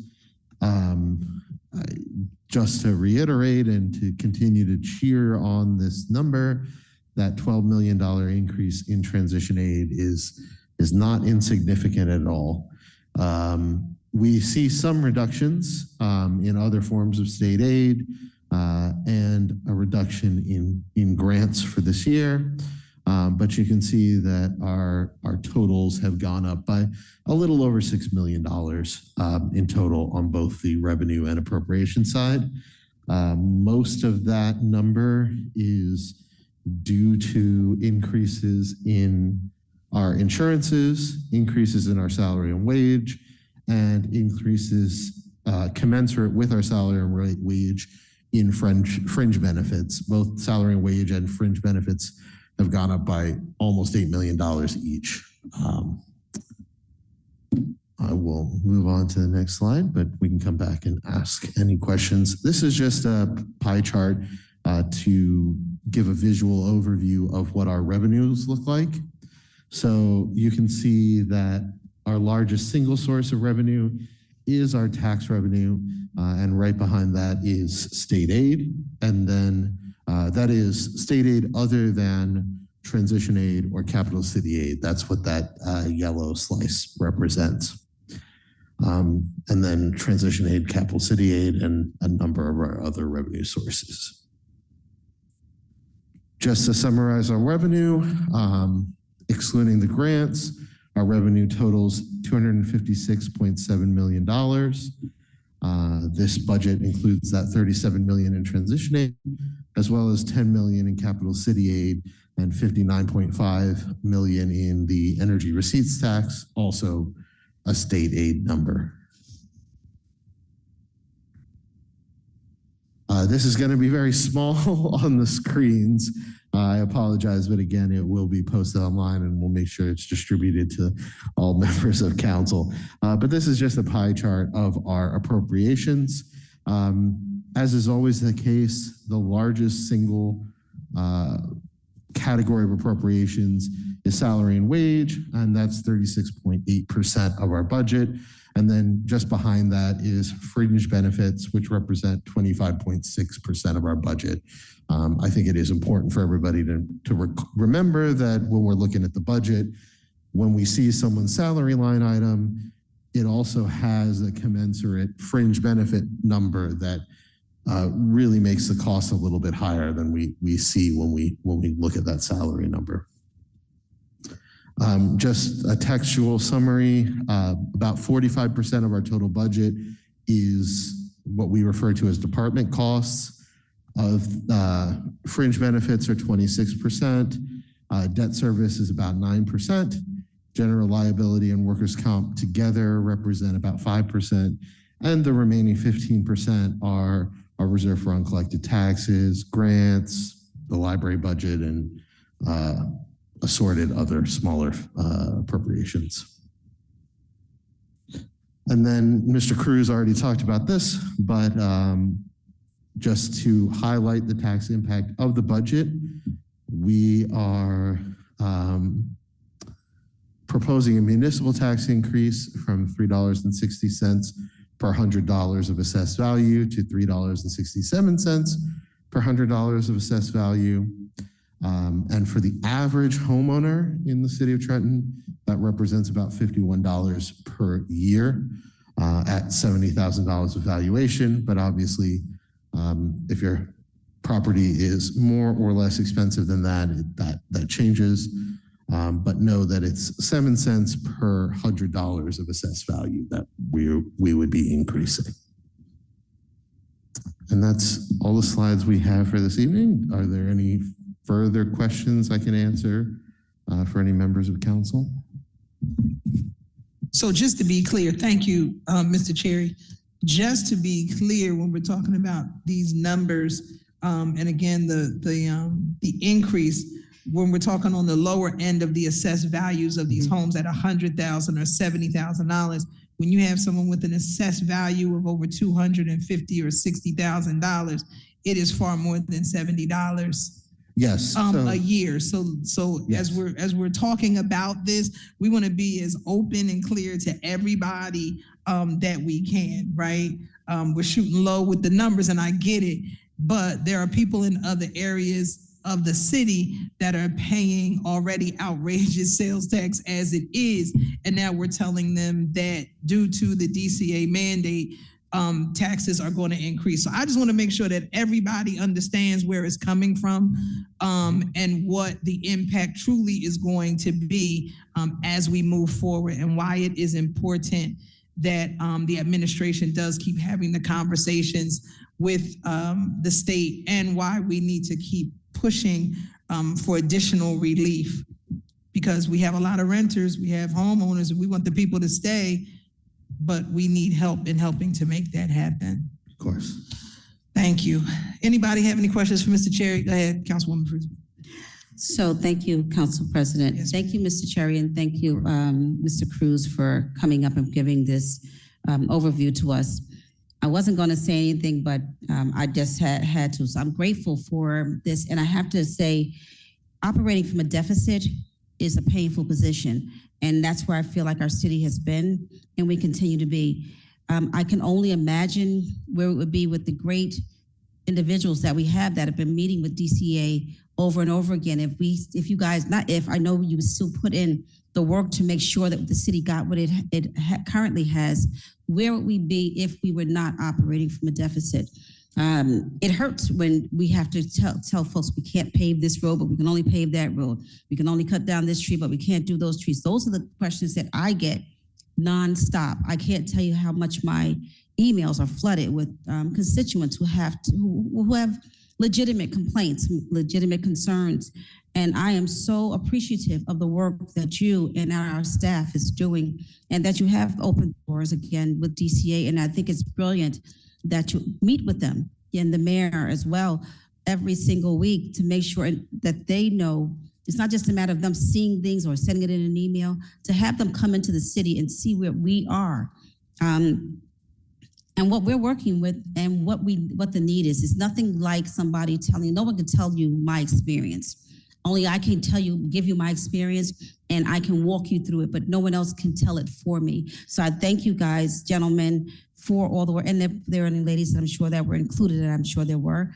I appreciate the work, but I'm looking forward to the day when we are not operating from a deficit, and that our community is actually in the green all the way. But I do want to commend you. I want to commend all of you who have put in the work with DCA. I know it's not easy, and I know you're putting in long hours, and I want you to know that it is appreciated, and the work is showing up now. For us to go from 6% to 6 mil, and now we're at 47 is absolutely incredible. So I thank you. We are appreciative, and our city is better for it. Thank you so very much. Thank you, Councilwoman. Any other council member? Council President. I just wanted to say I was glad to see that the pilots have gone down. I know it's only a couple $100,000, but I was curious, is that because of expiring pilots? Largely, yes, or properties that are no longer under the ownership of the individual who received the pilot. Okay. And then, unfortunately, we did see that grants are down, as you mentioned. So if you could explain a little bit more why that is the case. grants fluctuate from year to year, so it's always hard to predict exactly what we're going to receive. I can't predict what they will be next year either, though it is important to note that when we talk about budgeting, we typically refer to our budget without the grants, because grants make an appropriation and a revenue to offset that appropriation. So while grants are excellent and allow us to do additional work, they are almost a separate category of budget. So they fluctuate a lot more than what we would consider kind of our core budget. Okay, because they're not static and you can't necessarily count on them. Correct. Okay. And we could theoretically receive a grant for $5 million tomorrow, and we'd come to you, we'd ask to add it to the budget. You'd see it added 5 million on the revenue side, 5 million on the appropriation side, and then we'd move forward. So even if in the introduced budget you don't see all the grants, that is compared to the adopted budget from last year. When we adopt, we may end up with a grant number that looks more similar to last year. There's another almost 6 months left in this year. So I'm sure we will be aggressively seeking grants as well. And who knows how successful we'll be. From your mouth to God's ears. But thank you very much for all of your work, Mr. Cruz. I know this is your last budget with us, and then Mr. Beach and your team, because it certainly is not easy, particularly when we're starting with a structural deficit. So thank you. Thank you. Thank you. Mr. Garcia. Certainly. Madam President, we have 2 budget introduction resolutions. At this time, if I could have a motion and roll call on those, I'll read those by title each. Resolution 24-301, resolution authorizing the City of Trenton's calendar year budget to be read by title only. So move. Second. Motion second. Roll call. Councilwoman Edwards. Yes. Vice President Figueroa Kettenberg. Yes. Councilwoman Frisbee. Yes. Councilwoman Gonzalez. Yes. Councilman Harrison. Yes. Councilwoman Williams. Yes. Council President Feliciano. Yes. Motion carried. And resolution 24-302, resolution to approve the introduction of calendar year 2024 budget. So move. Second. Roll call, Councilwoman Edwards. Yes. Vice President Figueroa Kettenberg. Yes. Councilwoman Frisbee. Yes. Councilwoman Gonzalez. Yes. Councilman Harrison. Yes. Councilwoman Williams. Yes. Council President Feliciano. Yes. Motion carried. Madam President, we've reached the point of public comment. If we could have the public comment clipboard, please.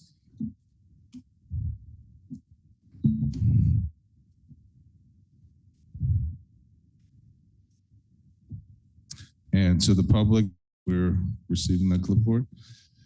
Public comment will be 5 minutes. How many people is I'm it? sorry, let's look at how many people we have listed. Thank you. Ooh. I'd like to make a All motion right. that we move public comment to 3 minutes. So second. So moved in second, I'll call the roll. Councilwoman Edwards. Yes. Vice President Figueroa Kettenberg. Yes. Councilwoman Frisbee. Yes. Councilwoman Gonzalez. Yes. Councilman Harrison. No. Councilwoman Williams. Yes. Council President Feliciano. Yes. Motion carried. Public comment will be 3 minutes for each individual. You may, to the public, please state your name and address for the record. You may address anything that you wish. Just please know the council is not obligated to respond. First person listed for public comment, Kendra McCoy.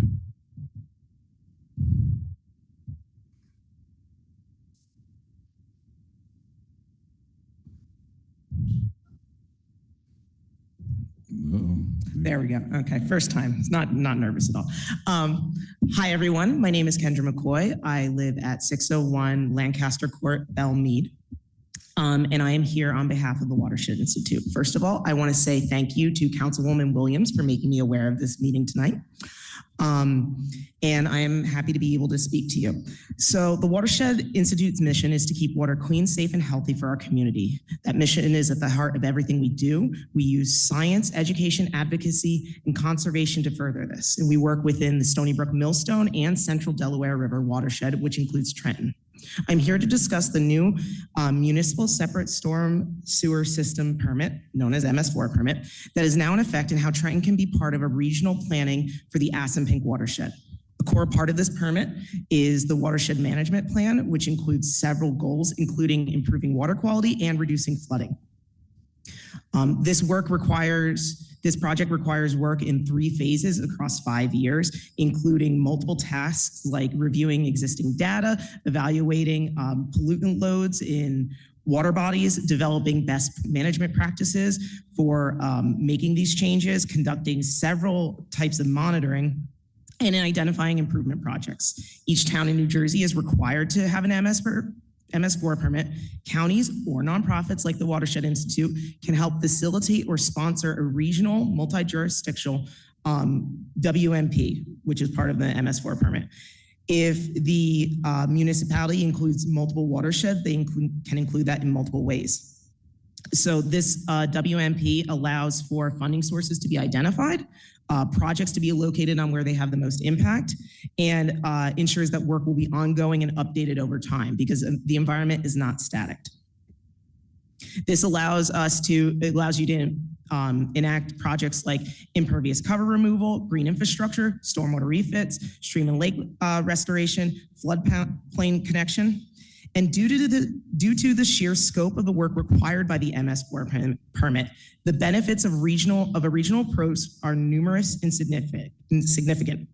Among these benefits are the fact that water does not respect political boundaries, so it's more efficient to study whole watersheds. It is also more efficient at addressing environmental justice issues. I'm urging the council to work with the Watershed Institute on a regional approach along their Assunpink neighbors and encourage you to reach out to me at kmccoy@thewatershed.org to join the Assunpink Roundtable, where we meet virtually every 2 to 3 months to discuss with our Assunpink neighbors how to employ some of these techniques for maximum effect for minimal cost. Thank you for your time. Thank you. I have a question for you. With this, I know you sent us emails. Yes, I did. This, right. Have you talked to the administration at all or talked to our director from the water department about this? I am in some connection, but so not you haven't yet. had a formal presentation with them yet? No, I haven't. Okay, so I would suggest, and thank you for this, I would suggest, as Councilwoman Edwards had written back, as we had discussed it, if you would talk to the administration, especially because you're talking about the monitoring, the infrastructure, and all this other kind of things like that, we would like to have them, present you forward to us after you've had the conversation with them first about it. Absolutely. Because they will understand. They're the experts in this. We are not. No, right? completely So understand. I would ask respectfully that you now make an appointment. Our water director is here, that you would give him your information, and then you can set up a presentation with Director Semple, and then we can possibly revisit this at another time. But I thank you so much for your presentation tonight. Have a good evening. Thank you. Mr. Garcia. Next person I have listed is Janelle Clark.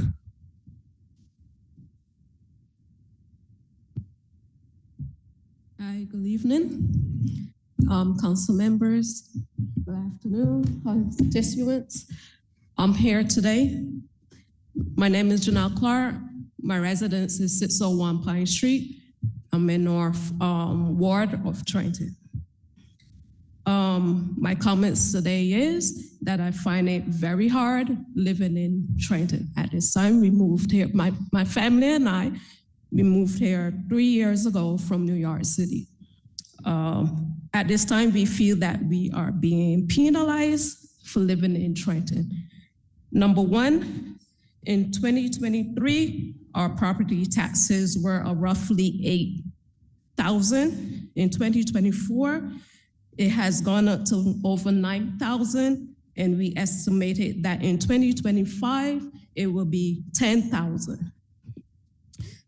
Some of you council members spoke about what is the impact. The impact for us, one, we may have to leave Trenton, and two, we will have to choose between, I guess, living expenses, food, because paying our property taxes, that's something that we have to do. The second issue is the parking. Not parking for our personal cars, but parking as far as commercial. So you're asking for, say, 9,000 or 10,000 in property taxes. However, my husband find it very difficulty to park in front of our residents when the parking enforcement comes around and ticket his truck. So we are being penalized, one, in the taxes, and two, with the parking, because once he brings his truck, there's nowhere for him to keep it. So eventually we will have to move out of Trenton because we can no longer afford it, and we've been only here 3 years. And thank you for your time. Thank you. So I would encourage those that are speaking during public comment, if you don't mind, to stick around for a bit for our civic comment, because council members may want to address part of what you said during their civic comment time. Okay? I just want to put that out there. Thank you, Ms. Garcia. Louis Brady. Good evening, council members. Louis Brady, 618 Franklin Street. We've been, let me see, how can I say this? I have said this numerous times about the 629 Franklin Street, about the bikers that we've been having problems with. And I've called the Trenton police about it. They turned around and they said, well, we can't do anything if they're not doing anything. Well, yeah, they're revving their bikes up at nighttime, and it's disturbing my dog, and it's disturbing the neighbors. You know, they're there at 8 o'clock at night having their own party or having some kind of a get together. I don't know what they're doing. And on every day, Chambers Street and Roebling Avenue, they're doing construction. And since Chambers Street is blocked, they're coming down our street, Franklin Street, and they're doing 35, 40 miles an hour. And there's kids outside playing, and I'm afraid that one of them is going to get hit by a car. So I don't know what else. I've tried to talk to the police about it, but they're not doing anything. And I don't know what else to do. Thank you. Manuel Alicea.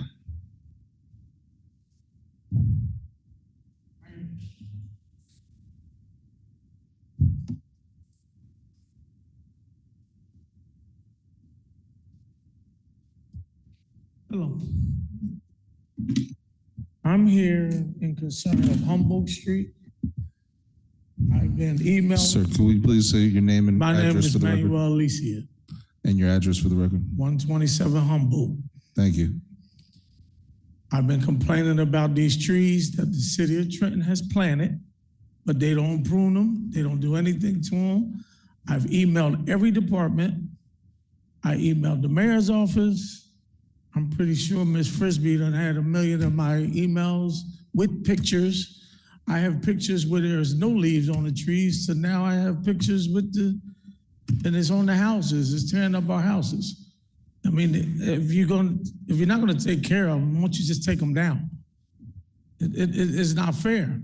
We pay taxes too, you know. And then also, we tearing up our cars. Barber Street, coming off of Pennington and the Willow Street. It's potholes. I just had to pay $1,000 to fix my truck last year, hitting a pothole. And I have emails saying, yeah, the paving is starting all over in April. They haven't even been on Barber and Humboldt and none of that street. Like, what's going on? Like, I'm going to every department, but they just saying, yeah, we wrote it down and it's gonna get done. Nothing is getting done. I'm trying to figure out what's going on. I mean, they say they don't have manpower for the tree department, but I see all these seasonals running around, driving and doing whatever they were doing in the city, but how you don't have enough manpower? You just hired all these seasonals. Something needs to be done. So it's not fair. And I even have, because I'm the Democratic committee person for District 6, West Ward, District 6. So I'm pretty much getting phone calls from everybody. I even have an older lady, I don't have her address, I just text her son. She owns a home, she's elderly. There's a tree next to a city property on Trent Street. I've complained about that, sent emails. The tree is tearing up her fence. People don't have that money to fix stuff like this. It's out of control. And like I said, she has every picture. I sent the pictures to the mayor's secretary. Everybody has it. I just talked to Maria as she was leaving out. She knows, but nothing is being done. She's just telling me, oh yeah, I see your emails, but she never responded to my emails. How about that one? She's seeing them, but don't respond to them. So, something needs to be done. So hopefully, this is all I can do. I got a lot of elderly people on my street, so it's like, they're not gonna come down here. So it takes me to come down here. So I've been doing that. I make sure that the city-owned properties are being taken care of because they let them go to waste and then they turn into dump sites. I have a property behind my house. It's not city-owned, but these people just throw garbage. So I think that's your time. Thank you. To your point, I just want to say real quick, there is a tort claim form that you and others can fill out. You get it from the city clerk's office. If damage is done to your property by means of city, like a city tree, the potholes in the street, you have to take pictures, you have to report it, but you can get the tort claim form and you can fill it out and turn in the information and it will be sent to the insurance for the city to look into, investigate, and take care of. So not that escapes, what needs to be done, but that is something that is available to residents that you go to the clerk's office, pick up the tort claim form and fill that out and submit it. Okay? Thank you. Thank you. Please stick around. I'm sure other council members will want to respond during our civic comment. Thank you. Ms. Garcia. Austin Edwards.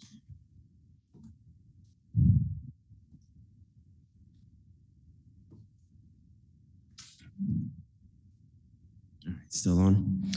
Austin Edwards, Trent NAACP, address 916 Bellevue Ave.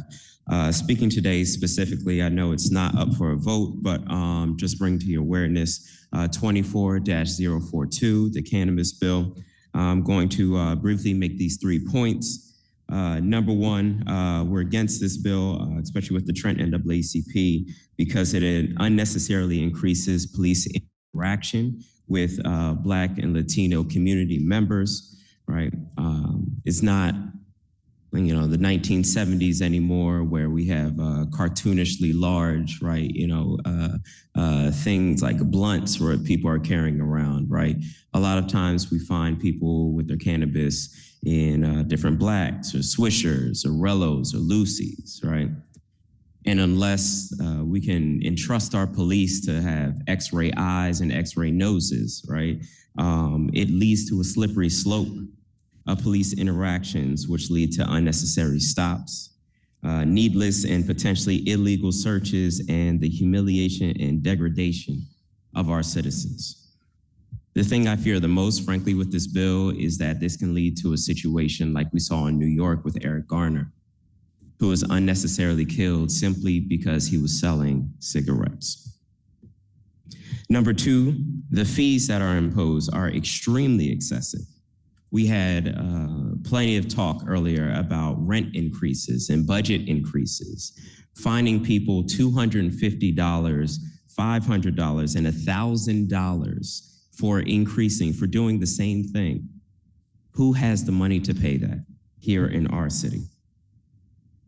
These fines, again, lead to unnecessarily police interaction, warrants, arrests, jail time for something that we have as a legal recreational opportunity here in our state. And finally, we have better mental health treatment options throughout New Jersey.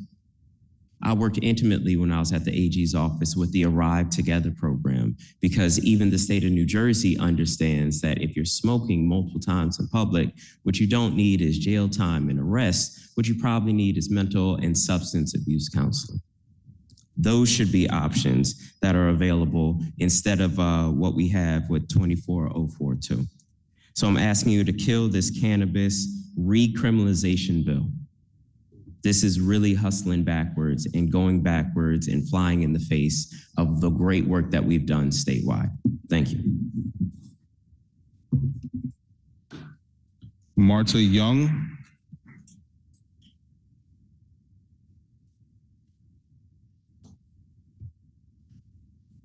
Good evening. I'm Marta Young with Clean Water Action. I live in Lincroft, so I'm not a resident, but I'm here to talk to you about the growing campaign of Skip the Stuff. It's a campaign in which... I'm sorry, excuse me, what's your address? I'm Lincroft, but I'm representing Clean Water Action. Am I able to speak? You're in Lincroft. What is that, a city? It's Middletown. Okay. So Mr. Garcia, when we ask for the address, we're asking for the actual street, house number, address, or are we accepting the city and state? Because if that's the case, everybody could come up and just say Trenton, New Jersey. So can somebody explain what we're doing? We generally ask for a physical address. Thank you. We don't require. I'm sorry, 31 Seagull Lane in Lincroft, New Jersey. Thank you. Continue. I apologize. I'm here to talk about Skip the Stuff. It's a growing campaign in which it's a triple win in which restaurants save a lot of money by not giving out unnecessary cutlery and condiments. You only get the cutlery and condiments upon request. So again, the other work I do is working with emergency food providers, Meals on Wheels, soup kitchens, and it's saving. I have case studies that's showing how much money it's saving these organizations. So I'm asking if you would look at introducing an ordinance of Skip the Stuff. A number of towns, there's now been over a dozen in Jersey City will be introducing in a couple weeks. Customers don't get that unnecessary plastic that's causing mental health issues, that's causing cancers and endocrine and fertility issues, and the environment wins. So I just would like to thank you very much for your time and answer any questions if you have any. Thank you. Ken Wolski.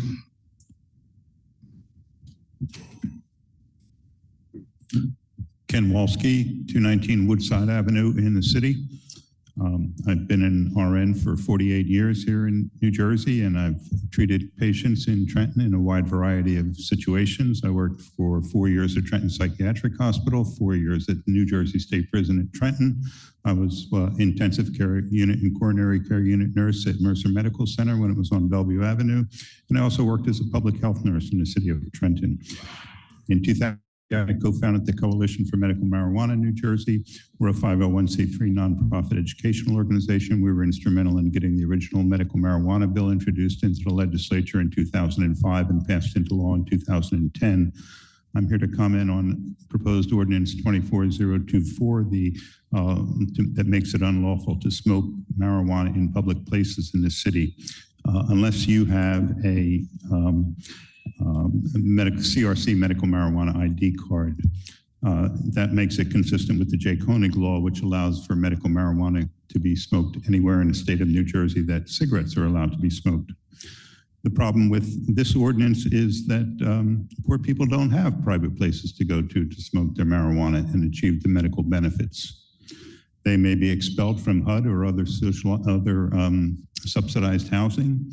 Their landlords may simply forbid the smoking of cannabis in their apartments, or they may live in small apartments that have infants and small children or elderly people on oxygen, and would make it inappropriate for them to smoke their marijuana there.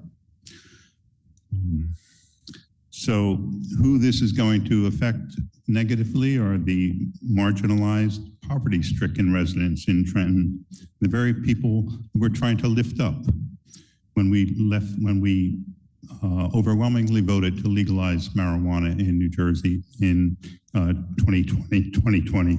And we did this to stop the destructive effects of the war on drugs. And this law, again, will create police interactions with poor people.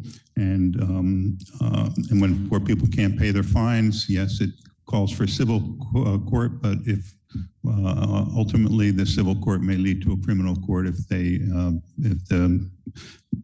people are unable to pay the fines. So I urge the City Council to reject this proposed ordinance 24042. And thank you for your attention.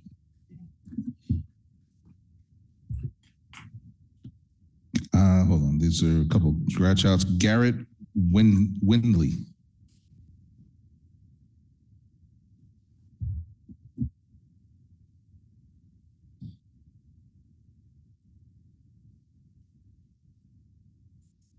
Good evening, Council. I live Garrett Windley, 267 Bellevue Avenue. I've been in Trenton for 17 years, moved from Brooklyn. I love Trenton, it's like my home now. I've emailed Ms. Frisbee a lot about the adjacent property, city-owned. Over the last 4 years, the tree has fallen into my yard, messed up my pool. This has done a lot of damage. And the response I get when I came to City Hall was COVID. I understand that it was bad for everybody, but now it's time to move on. And also, as that property is next to mine, I've been upkeeping it, mowing the grass, doing the edging just to make it look good, because it's a dead stick. And right in that same building, we have bricks falling down right in my alleyway from that building. You got raccoons living in there. Kids are playing on the porch. It's bad. It's all over. It's bad. And I just feel a little disrespected because I've been, a good soldier to the city. I've been keeping up the property along with my neighbors. And I don't know what else to do. It's bad. It's like a forest in my backyard. I don't even want to go back there. It's horrible. And I haven't been in there, had a barbecue in 4 years. So that's just how I feel about that. I thank you for your help. And I know you guys' hands are tied, but it's just hard. It looks crazy.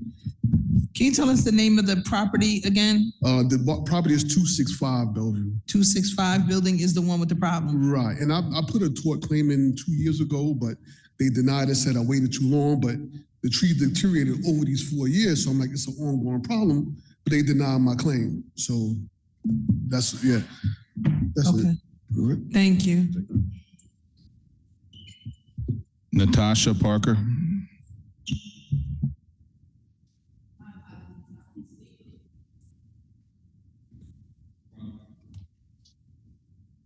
Princess Jenkins.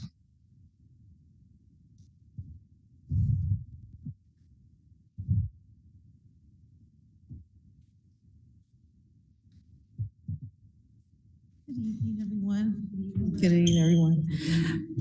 My name is Princess Jenkins, and I live at 455 West State. And my issue actually was somewhat addressed earlier with the Renters Committee that you guys are actually putting together. And it's about some of the people who live in my complex as well, with the high rent, the increase. So I kind of been doing like my research, calling City Hall, making sure that, one, our seniors are aware of what's going on, our neighbors. So, and we have that issue as we have an absentee landlord. So they're not around, but we have a property manager that seems to have, I guess, like funneled all the phone systems to her and everything else, where we feel that she's not doing her just due. And so we're looking to make that change. I am trying to do what I can to get the information, the ordinances out to my neighbors, so they are aware of what's going on in the city, how much they are supposed to pay versus the 7.89, et cetera, that has been floating around. So having said that, again, I know like the committee, you guys are going to vote on who's going to be on the committee, the rent committee, and I'm glad for that, because there definitely needs to be more communication. I think some of these absentee landlords need to be brought down for wherever they're from, if they are not in the city, and explain themselves and why they're not either aware of the ordinance, not following the policy, none concerned, or what else could be going on. Because you do have people who are paying their money and things aren't getting fixed, things aren't being followed up on, and issues are not being addressed. So that's my piece. Again, I think you guys kind of did that at the very beginning of tonight, but I do thank you for that. Any questions? Good. All right, thank you. Leo Bridgewater.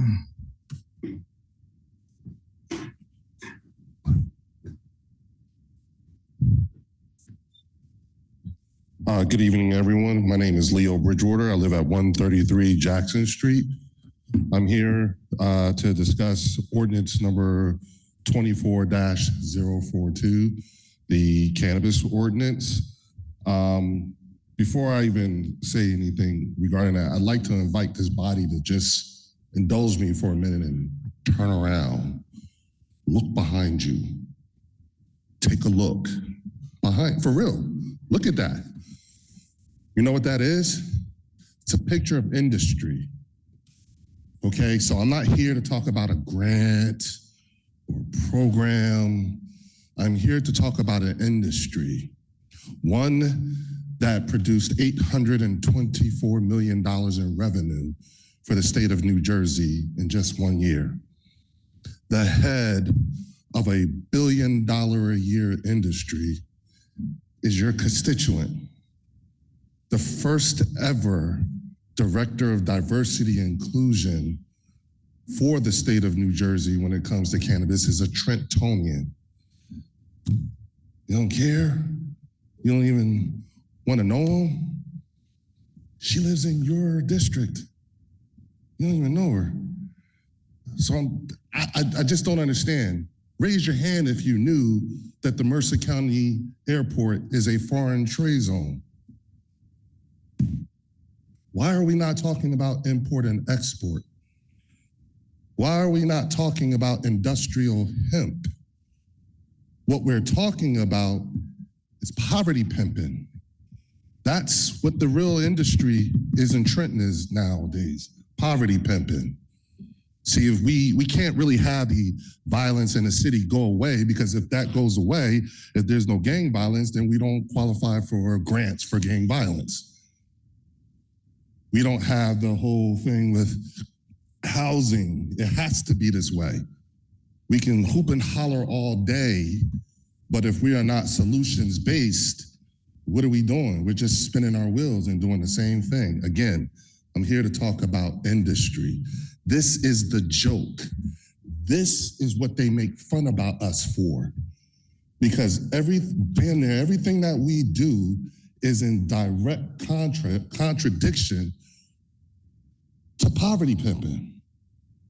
We're not really, if everyone in this city leveled up at least one, that's a lot of jobs that would go away. There are over 300 churches in this city and a couple of hundred 501c3s.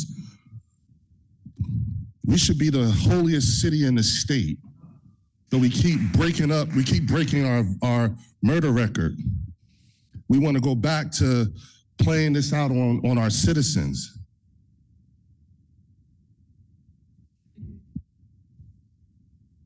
Phil Charles.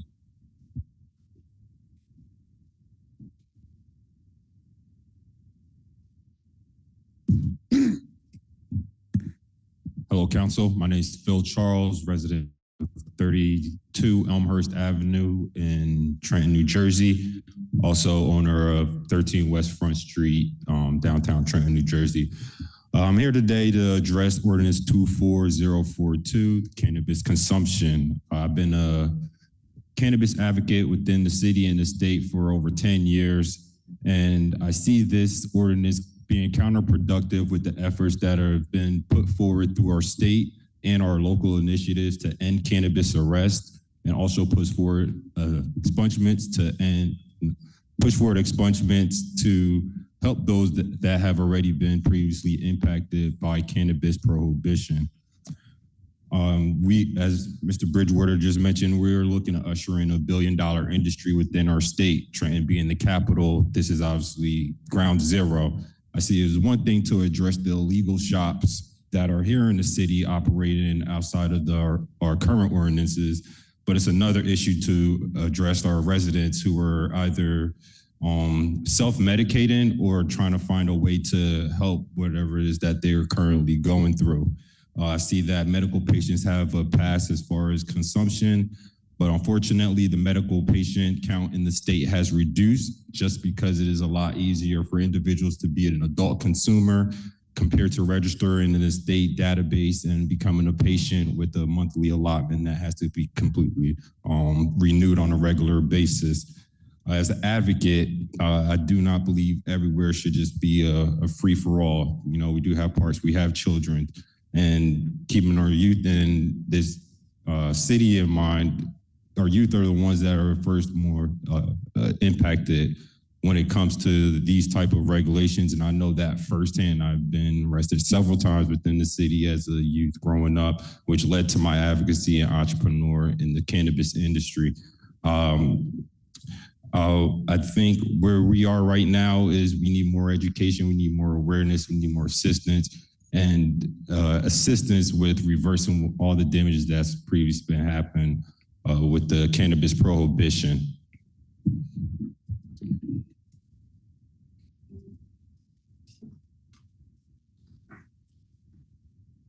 Tanisha Page. Oh, excuse me, Darren Freedom Green.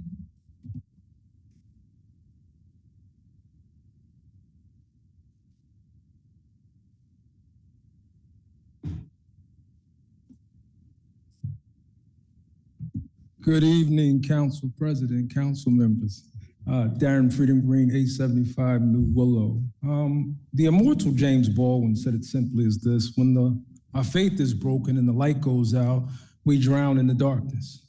I'm struggling today. My faith is broken. I'm excited about the graduation tomorrow, which I'm sure all of you will attend. One of my that he's celebrating. But the young man that I brought to you, you introduced to you, and he stood here and talked about how excited he was to be transformational, part of the community, somebody who was all the way left, but now had an opportunity to come right.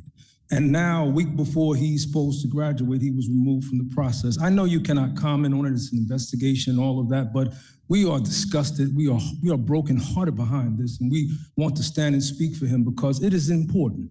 I'm as a big brother in this community. When young Black and brown males come to me and talk about doing right and getting their lives right, it's absolutely essential when we meet them in the crossroads of doing greatness that happens. And when they are removed improperly for whatever it happens, I'm not beating up Director Douglas. I've worked with him on a number of issues. He's a righteous man, but whatever happened here is wrong. And for him to get to the point of graduating and now be removed, something happened that's foul. And what are we to say to the community? And what are we to say to young Black and brown males who look at Ty and say, he was the one who was going to be the first who looks like us to become us, and we're chasing now that greatness that's now been taken away. One of the things Baldwin says is we stop dreaming because there's so much overwhelming disappointment. I just want you as council members, you're the advocates, you ran because you're the voice, you ran because you're speaking for the people, you ran because you want to shape policy to be better. And I think you've made this place better. Your professionalism is to be honored. But when one of your own gets done dirty, somebody has to speak up. Somebody has to say something and say, that's not right and it can't happen on our watch. And I'm not going to stand by and allow it to happen because he's counting on me to be the voice for the voiceless. And I hope that you address this issue in the process of the investigation. And I hope this is resolved in a manner where he can move forward and graduate as well. Because when you get your record right and you do the things you're supposed to do, you should be able to gain the rewards you earn for. If his background was foul or funky or anything of that nature, he shouldn't have been allowed to participate in the process. But for him to get 1 week from the graduation, think about how he feels to now see people graduate. He's an honorable young black man. He's going to be there tomorrow to salute his cadets. But why should he not be a part of the transformation and change? When people keep talking about how do we stop the killing and the craziness in the city, we have to stop killing off the dreamers who live in this city. God bless you and thank you.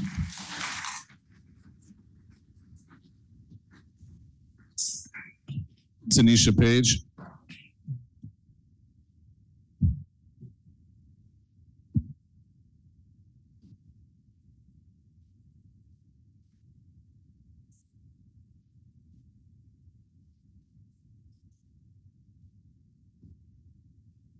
Good evening, Council.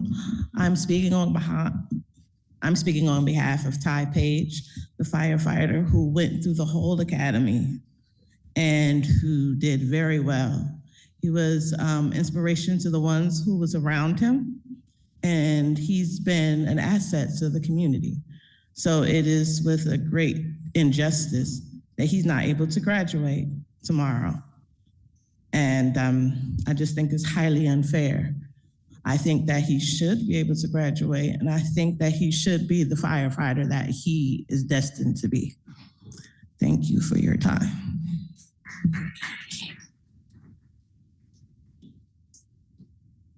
Philip Roberts.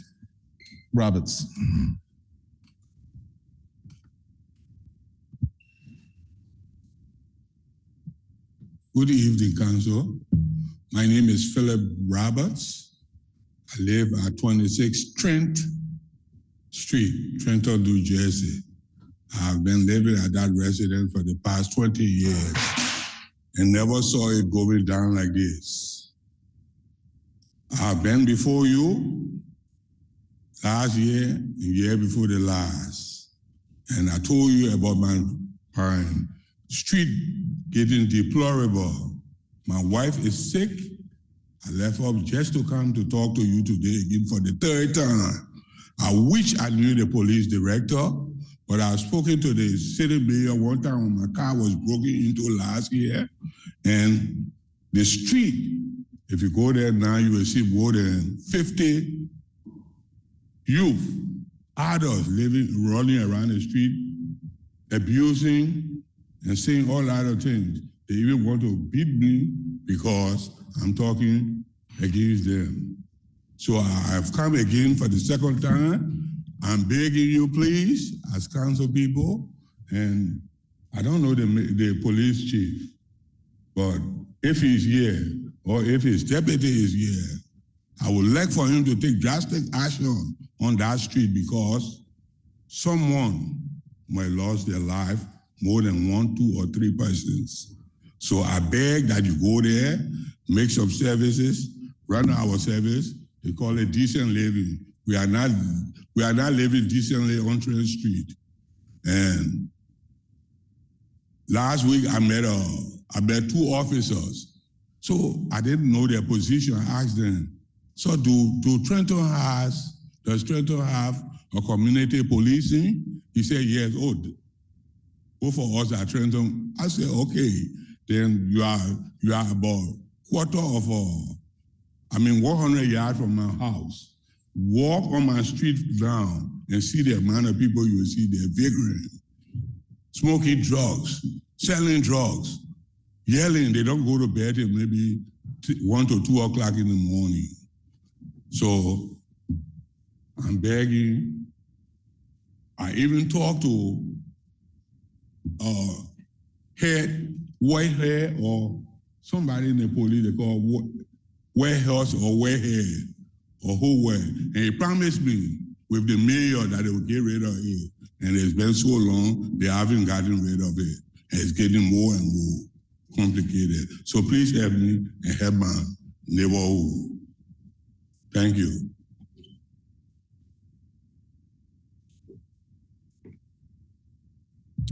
Jaliza Rollins.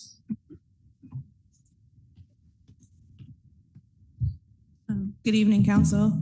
I am Jaleesa Rollins. My address is 10 Britton Avenue, Trenton, New Jersey.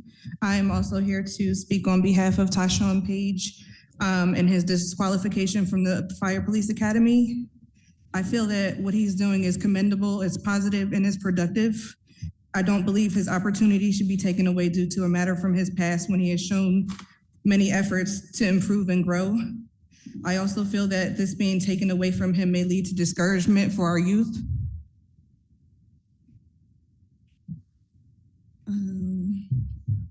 And I also feel that if he's granted the opportunity to graduate, that it can be shown as motivation and hope for our youth to know and understand that they can do anything that they put their minds to, and that crime does not have to take place. They can do something positive. And it only takes time and effort, which I feel Mr. Page has manifested. Thank you.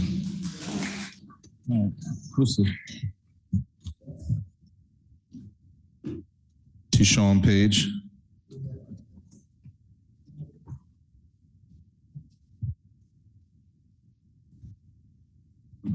Good evening, Council. I'm Tashawn Page. I stand here before you again facing adversity. The program, when I first signed up to be a firefighter, I didn't think I had a chance to qualify. So I already had doubts going into it. So when I did get picked, I knew that this was my opportunity to change my life and the people around me, my family life, and just my community, period. And I had it rough in the beginning because I had some adjustments to make. I know I'm not the perfect person. This is something new to me. I never ever thought I would be sitting in the room with the people that I was sitting in the room with. I also built bonds and relationships with people that I never thought I would build bonds with. But it gave me, so they speak on integrity. So integrity is everything. I learned integrity in there. I learned how to take accountability. These are things that I learned going through the things that I was going through in the academy. Despite me, I had about 3-4 deaths in the academy, but every day I still woke up and I put the work in that I had to put in. I never disobeyed the order. Whatever I was told, I did. First time they asked for somebody stand up, can you come do this? I'm first standing up. I was failing in the beginning. I'm not gonna lie, I was failing, but I got it together because it's something that I wanted. It was something that I wanted. I had sleepless nights, studying, crying, cry. Sometimes it was so hard, I cried of frustration because that's how bad I wanted to be there. And I just know that this was the opportunity of a lifetime. It's the best job in the world, right? So I wanted to do everything to show them that this is where I want to be. Even when they questioned the things that when they did question it, I still got up the next day and did everything that I was supposed to do. No questions asked, no complaints. Even when I felt like they didn't want me there was times where I felt like I wasn't wanted. I got up every day and still did what I was supposed to do. I said, this is where I want to be. This is what I got to deal with. This is what I want. And just for me to get told that I have to resign an hour before I get my assignment with my classmates.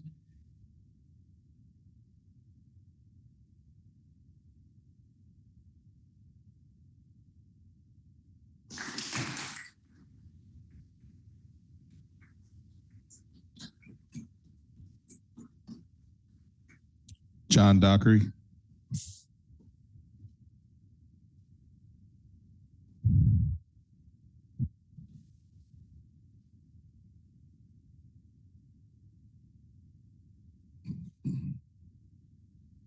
Good evening, Council. I'm John Dockery. Live in the South Ward. A cannabis owner, 28 South Warren Street.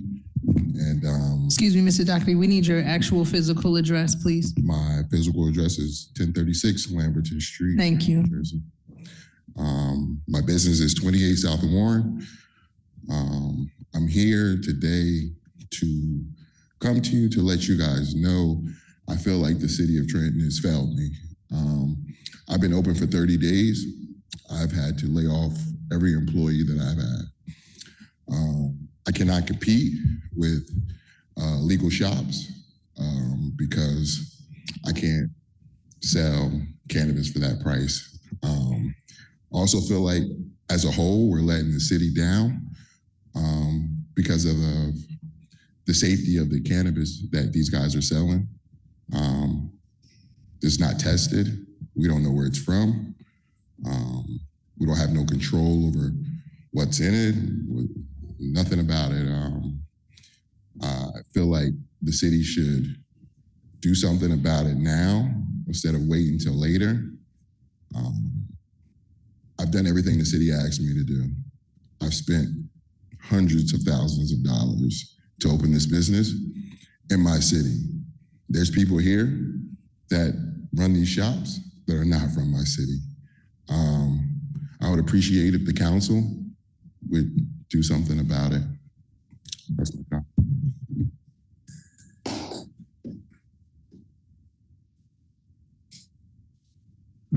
Let's see here. I apologize. Edwin Botchway. Evening again. How are you guys doing?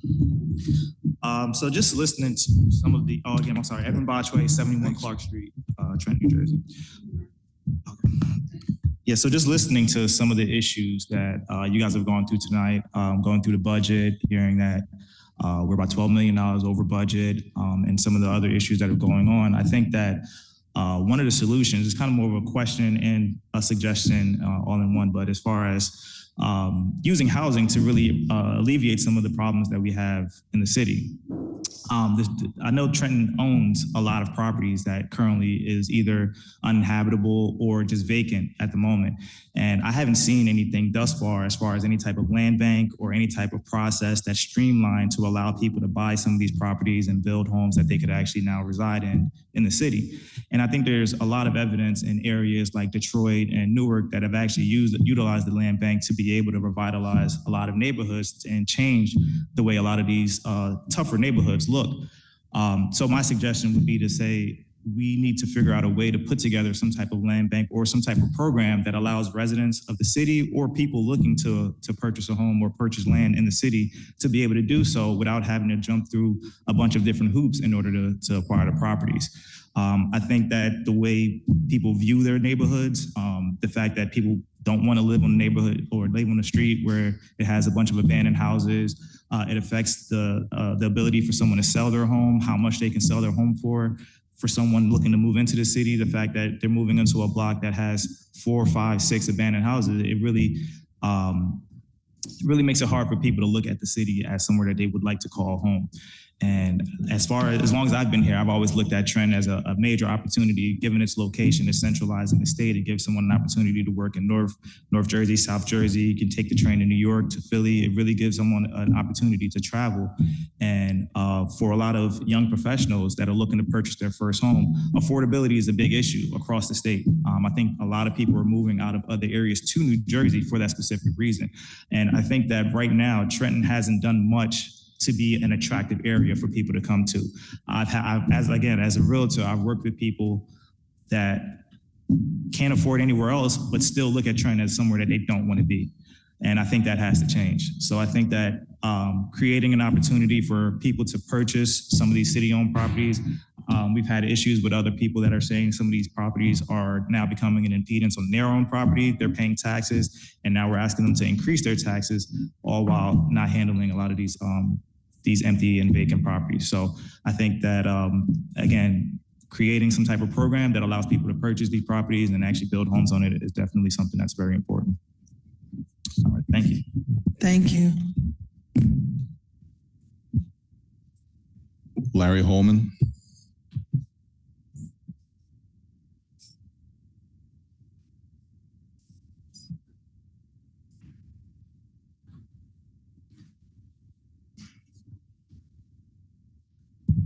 Good evening, Council President, Council Vice President, Council members, concerned citizens. I'm here on behalf of Tashawn Page. Mr. Holman, if you could just state your address for the record, please. Got you, 202 East Hanover, Trenton, New Jersey. Thank you, sir. But before I get into that, I want to thank y'all for not canceling public comment. Y'all could have did that. That's y'all right. And so I'm so thankful that y'all allowed us to speak. I'm thankful that you allowed me to speak. I also want to stand with the cannabis advocates in the room. So I met Tyshawn Page in the mid-2000s at Revere Middle School. And so I'm a church boy. I come from a Holy Ghost household. And I say that to say that I've always had understanding, right? The Bible says, in all thy getting, get understanding, right? And so when I met Tyshawn Page, there was something about him, right? And then I quickly realized that God had his heavenly hand on his life, that he had a plan for him to make him something great, right? And so the Bible also says that, and I learned this when I was a young man, and I followed this, and this is what has made me successful in my life, that the wise walk with the wise. And so I quickly started running and walking with Tyshawn. And so what I realized was that through playing football and playing sports and hanging around in class, that he was a leader at a young age, and he had high class and high honor, and that he was a good man and somebody who could be looked up to. And so in this situation, right, I don't know everything that happened in this situation. It seems like it is unjust, right? And we want to remedy that situation. But what I'm asking this body, right, what I'm asking this body to do, what like everybody in here is doing, right? I'm asking this body to stand up for this black man, right? Because he had an opportunity. He got the opportunity. He was worried about the opportunity, right? He went through it, and then he almost made it to the end and didn't make it through. That is devastating to us black men in this city. In this city, in this country, in this world, black men have been left behind. I don't want to leave Tyshawn Page behind either. So I urge this body to stand up, whatever you have to do. If you have to open up a council inquiry, if you have to talk to some people, whatever you have to do to support this young man, please do so. Thank you.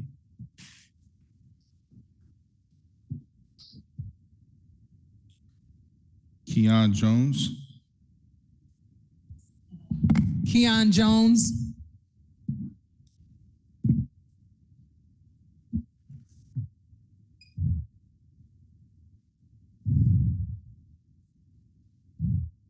Good evening, Council. Good to see you all. I'm here to advocate for Tyshawn Page. As you all know, I am working for the Trenton Restore the Street team. That's what I'm here for. But I'm also a firefighter. And it's unfortunate when you see things like this happen. Tyshawn is a city guy. We have a lot of people that are not from the city that are on the fire department. So I think it's important to keep city guys, especially someone of his magnitude who's a pillar in his community. And people, it's just not a loss for him. This is a loss for his community. When I think about me being a firefighter in our class almost 12 years ago in 2013, we had one of the most popular classes. And we, made it popular to be a firefighter with how many city guys that were on the department. Tyshawn doesn't have a criminal background. The fire department took the posture of being judge, jury, and executioner, and that's just foul. And our union failed him. They told him that it would behoove him to resign, which was wrong. Our union president is supposed to be hanging out with our upper leadership. That defeats the purpose of having a union. So it's a lot of faultiness, and I just think, what are the next steps? I emailed the chief of staff. I went through all the proper channels and then trying to help this young man get back on the fire department. But before I even say that, we got people that are criminals on the fire department. As you know, I was stabbed at work. Another fireman stabbed me at work. And then our leadership honors this dude. Our leadership gives him plaques. Our leadership is incompetent right now. And that's a reflection of what's going on. So what are the next steps, or what can we do to get someone at the table to properly examine this? Because this is unfair. This is unfair what's happening to this young man, and it isn't right. So that's my question. I emailed the mayor, the chief of staff, the NAACP is going to get involved. But before we go, and we also have a petition that started 4 hours ago, and it already has over 1,200 signatures already from the city. So the city is backing this guy. They believe in him. I believe in him. What are the next action steps that we can take to get this tabled?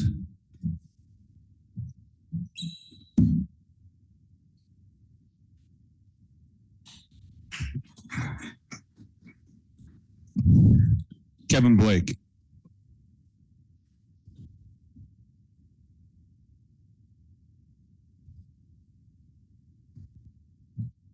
How you doing? My name is Kevin Blake. I live at 875 Stuyvesant Avenue, Trenton, New Jersey. Productive member of society. How you doing, councilors? You know, in the process of me being a productive member of society, I ran into a little bump in the road with the waterworks, Trenton. And last year, in 1 quarter, my bill went up $6,000. I'm like, wow, $6,000? I don't have a leak in my home or nothing. So I go and they send me a shut-off notice. The lady gave me until the 12th of this month, but on the 1st, they shut my water off. So I go and look on the back of the shut-off notice where it tells me to go and get this form to fill out so I can have a hearing. So I goes there on Cortlandt Street and I talk to different people like managers and no one knows where this form is at and how I can get a fair hearing because the guy who came out to do my leak check, he the one told me, look, the meter is still running. I did my leak check. You don't have no leak. The meter is running. So I'm not gonna go all into everything. I just need some help. This, like I said, this is just a little bump in the road. And I need some help getting this form. It's right on the shut-off notice, right on the back. I talked to Michael. I talked to Dinah. I even talked to this guy right here one time. He helped me out because they didn't want to give me no paperwork or nothing so I could take to legal aid or to a lawyer. But when he got involved, what's your name, sir? When Sean Simple got involved, they gave me paperwork so I could take to legal aid and stuff like that. But I'm still having problems getting the form. How could you help me? My phone number is 609-817-5267.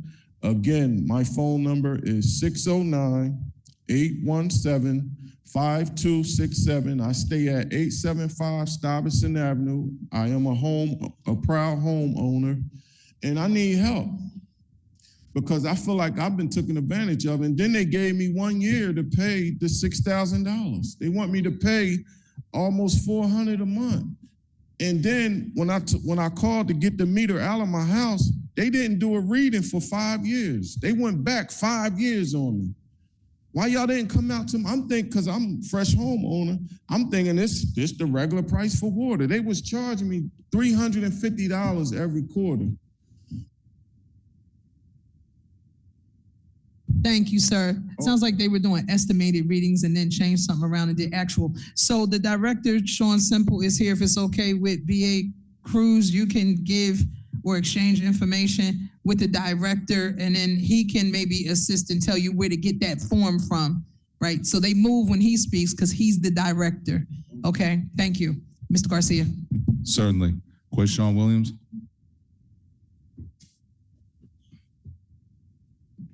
Good evening, everybody. How you doing today? My name is Quayshawn Williams. Address is 1078 Layler Street, Trenton, New Jersey. I'm here on behalf of two of my friends today for public support. The first one I'm gonna talk to and speak to is Tashawn Page. Now, I don't know Tashawn that well. We got to know each other right before we had a celebrity basketball game, and we did a neighborhood hero award ceremony, and it was very important for us to watch Tashawn come from his background, just like many of our peers, and make it through his background, make it to the other side, put in a lot of work to be a firefighter in his community. and he's a leader in his community. A lot of people follow Tyshawn, so the whole city is heartbroken right now after hearing the news on what happened today. So I had to come and speak on behalf of him, because just to see that, to see everybody, it was 1,000 people cheer him on as we honor him as a neighborhood award, neighborhood hero. It sets a precedence that a lot of people who follow him, it's almost like watching him fall. A lot of people lose hope. So I just wanted to publicly support him. And then secondly, my friend John, Moja Life Dispensary on Warren Street. I own a business on Warren Street. A lot of my focus right now is revitalizing downtown. And I've already moved 3 of my friends downtown, so they're all business owners down there. But to watch John,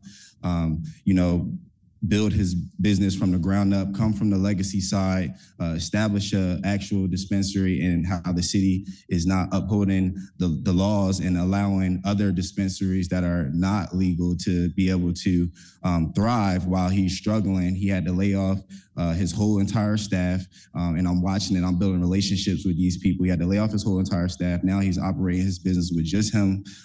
Is disheartening, and to see it, I couldn't just stand by the wayside and just watch it. I believe in strength in numbers. So I'm hoping that the city, the fire department, I know Mr. Douglas is a great man. I'm hoping that everybody can find time to show them some grace. So thank you.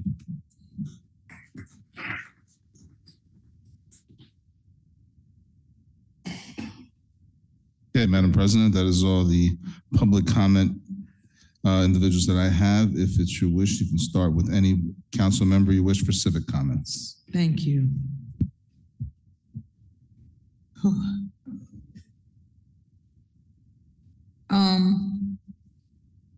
In light of the fact that we did cut public comment down to 3 minutes, I'm just asking my council colleagues to speak between the 3 and 5 minutes. If you could say it within 3, I appreciate it. If you cannot, then we'll still stay with the 5. But I just wanted to put that out there. I'm asking that we kind of amend it to 3 to 5. Okay? Thank you. Councilwoman Edwards. Good evening, everyone. Thank you, Council President. Thank you all for coming out tonight. I just want to commend everyone that came out and stood up for Tyshawn Page. I just want to say, first and foremost, it's disheartening to hear what happened. I'm not sure of all of what transpired that led to that unfortunate decision, but for someone to be right at the finish line and someone trip you when you thought you were about to make it is very unfortunate. It's a very heartbreaking feeling that I'm sure many of us Black and brown people have experienced throughout our lives. And that is a common experience that we need to just get away from and figure out how we can help our people. So I'm praying that there is a favorable outcome to this situation. And I can't speak for this entire council, but we do our jobs. We are very nosy, for lack of a better word, and we ask questions, and we will get to the bottom of it. And I assure you, we will find out what happened. Whether we can, I'm not promising that any decisions will be overturned, but this definitely did not fall on deaf ears, and we will do our due diligence. Secondly, I want to thank the administration for the introduction of the budget this evening. I'm very pleased to hear that we got $47 million in transitional aid and capital city aid, though I definitely sympathize with the sentiments of my colleagues that we are owed more than that, and our city needs the help. And with that being said, we had a gentleman tonight that spoke about land banking. That is something that the administration tried to push under the previous council, but I'm hoping that the administration brings back forth under this council and help the city to understand what land banking is and how that could be a turning point for our city, the way that Newark did. We can take a page from their book. We have thousands of city-owned property, which is the issue that is causing the biggest deficit in our city. When we don't have revenue from these properties, we can't use that funding. So we have to get our city-owned properties back on the tax roll so that we can provide the services that our city needs. I want to say thank you to the Salvation and Social Justice Street Team for the Week of Shalom and Peace, specifically speaking about the gun violence vigil tonight. As you all know, we're at our 13th murder this year, and that's not in regard to how many shootings, which were more than that. So I want to say, please find peace. Please find it in your hearts to put the guns down. And if anyone in here knows anyone that is following that wrong path, please try to steer them in the right directions. We have 2 street teams in the city that is hands-on and in our neighborhoods, and direct them to them for the help and services that they need. And lastly, I want to speak on the cannabis issue that we have in the city. I want to go on record again to say I do not support the 24-042 ordinance to amend the cannabis thing to make cannabis pretty much illegal again. We went through a lot to decriminalize and legalize cannabis on a recreational and medicinal level in the state of New Jersey. And in turn, hundreds of people were released from prison. Thousands of people's records were expunged, and they have gained employment after that they did not have access to before to make livable wages. We cannot revert back to these laws that we had before under New Jersey, and that is what I fear that this will do. Increasing fines and banning cannabis in certain areas, or saying that they have to have a medicinal card, a medical card, to even use it contradicts what our state law says. And I would advise against it. So, and that brings me to my last point. These illegal shops are hurting our community. We cannot trust the cannabis that is being sold there, and it is harming our existing now legal businesses, and we need to shut them down. And I know this has been addressed with the administration before, but I hope that something has been going on, some progress has been being made so that we can shut them down and so that our legal businesses can thrive. Thank you, Councilwoman. Councilwoman Frisbee. Thank you, Council Vice President. So good evening, everyone, and thank you to all that have come out on this evening. This has been quite the evening. I want to first start off by saying thank you to our departments for, thank you, Mr. Matt Cruz and Mr. Collin for presenting the budget to us this evening. I appreciate that. I appreciate your diligence in working to get this to us and getting the numbers that we have gotten. So thank you so very much for that. And we appreciate you, Mr. Cruz, on different levels. So you know that, and you know how I feel, and I appreciate you. So thank you very much for that. I want to also address Lou Bradley. You have been here several times. I'm hopeful that you will be able to get a better quality of life in your neighborhood. No one should be harassed. No one should have to be concerned about whether or not they are going to be able to sleep at night. When there is a noise ordinance, you may want to ask about that when you are calling the police department, but just keep working at it. I would be diligent in it. Don't stop, be dogmatic. If you need to be, Manuel Alicia, who is not here, I have gotten every one of his emails, and there have been numerous ones of those. Every single last one of them with the pictures have been forwarded to the various departments, and I have followed up on them. I can't move the dial. Only thing I can do is forward the dial, and I can be persistent. And I do feel bad for his residents. He does have a great deal of elderly, and I want to make sure that they feel that they're being heard and being paid attention to. So I am urging our departments, I know we're backed up, if they can just give the updates where we're sending these emails to you, I would greatly appreciate it. I know my constituents would do the same. I want to address Mr. Garrett, the damage to your property. I'm sorry for it, that you should not have to be going through that. And you have been a good neighbor. You've been good to the city. So thank you for what you've done. And I hope that we can do better by you with getting the property that belongs to us taken care of, so that you don't have to live in a condition that is just unsavory to be a part of. Same thing with Mr. Phil Roberts. I am so sorry for what's going on in your community. We should not, your wife, your residents should not be going through all that they're going through. Folks just being disrespectful and dismissive of what is going on with your life. I want to address Tyshawn. We don't have all the facts, but I have seen you in the community. I have seen the great work that you have been doing, and I have high hopes. I want to encourage you in what you're doing. Don't give up. Don't get weary in well-doing. You will reap.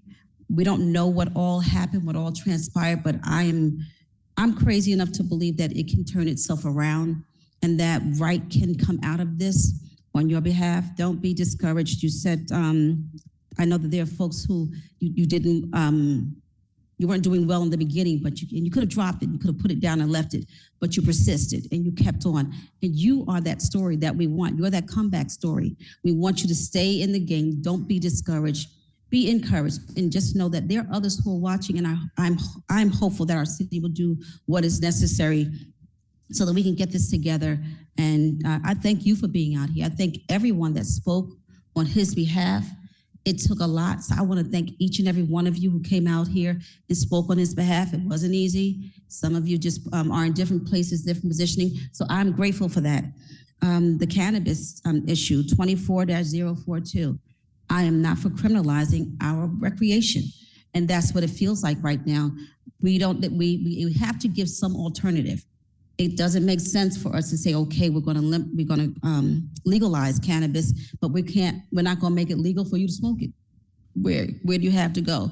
Can't do it in public, can't do it in private, so we have to work on that. That's something I think we just need to tweak out so that we can come to an agreement so that we can all be in a good place. So again, I'm confident, I'm crazy enough to believe that we can work it out so that it works for both the residents as well as the rest of the city so that we are not on each other's toes. And with that,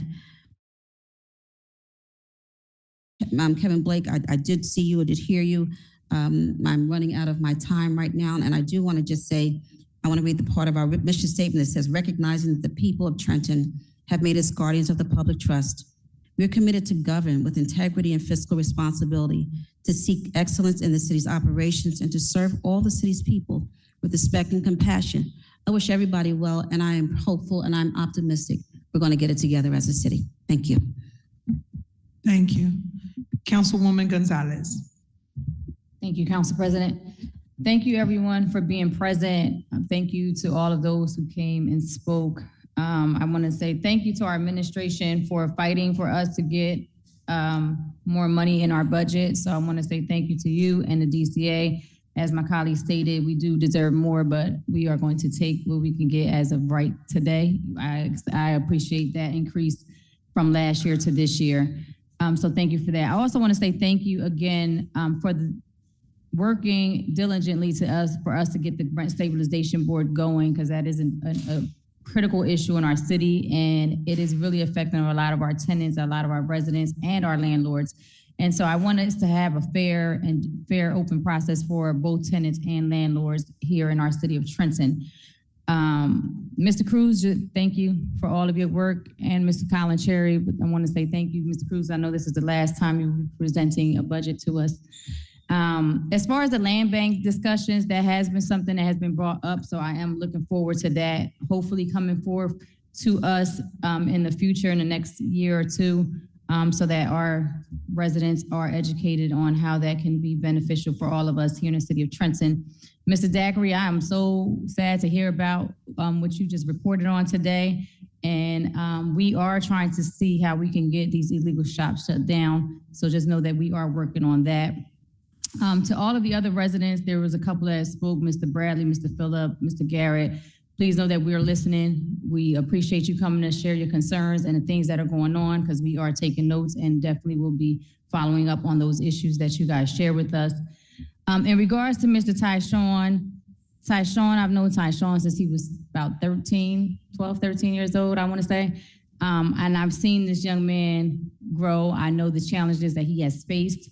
And I know that we are not perfect, and I know we can't speak on much of what is being the decision that was made. I just want to personally say that I wish a decision would have been made after the final investigation was complete and not prior to. So that's that. I just want to also shout out our Trenton Housing Department. They have been working really, really hard for us to get the Choice Neighborhood Grant Program, and that is $50 million that we are hoping to get the approval on, and hopefully we'll get a confirmation on that this month in July as to whether or not we will receive that, which will be beneficial to our North Ward and helping to revitalize the city as a whole. So I just want to shout them out because they worked really, really, really hard on trying to obtain that grant. Shouting out Salvation Social Justice with the Week of Shalom. As you all know, we've had events all week, every day this week, promoting peace. And I just want to say thank you because they worked really, really hard. Tomorrow we will be having the flag football game at Trenton Central High School, Friday nights under the lights. Shout out to Keon. I know he was one of the ones coordinating that. I will also be partnering with them, and my team hopefully will be taking the victory. I got some surprise team members that are going to show up and show out. So also, we also have a citywide cleanup that was announced. I'm going to give you some of the awards and the dates. We're starting in August. Oh, I was going to say I have it on my phone. August 3rd is South Ward. North Ward is August 10th. East Ward is August 17th. And West Ward will be August 24th. And you are allowed to get rid of your yard waste and furniture removals. Please know that, and we know that this is not going to fix every trash issue that we have in the city, but it is a start. It is for somewhere for us, for our residents to put these big bulk items out and get picked up. But we also got to do our part too as residents, because I'm driving down the street and I'll see someone toss a whole bag of garbage right out in front of me, and it's just like I'm arguing with people in the middle of the street. So we all got to do our part. You know, you see it, we got to say something. So just please keep in mind that we are trying to do our best here in the city, but we also need it to be a partnership between us and the residents here in the city. I think that was all of my announcements. I just want to say thank you all for being present, and good night.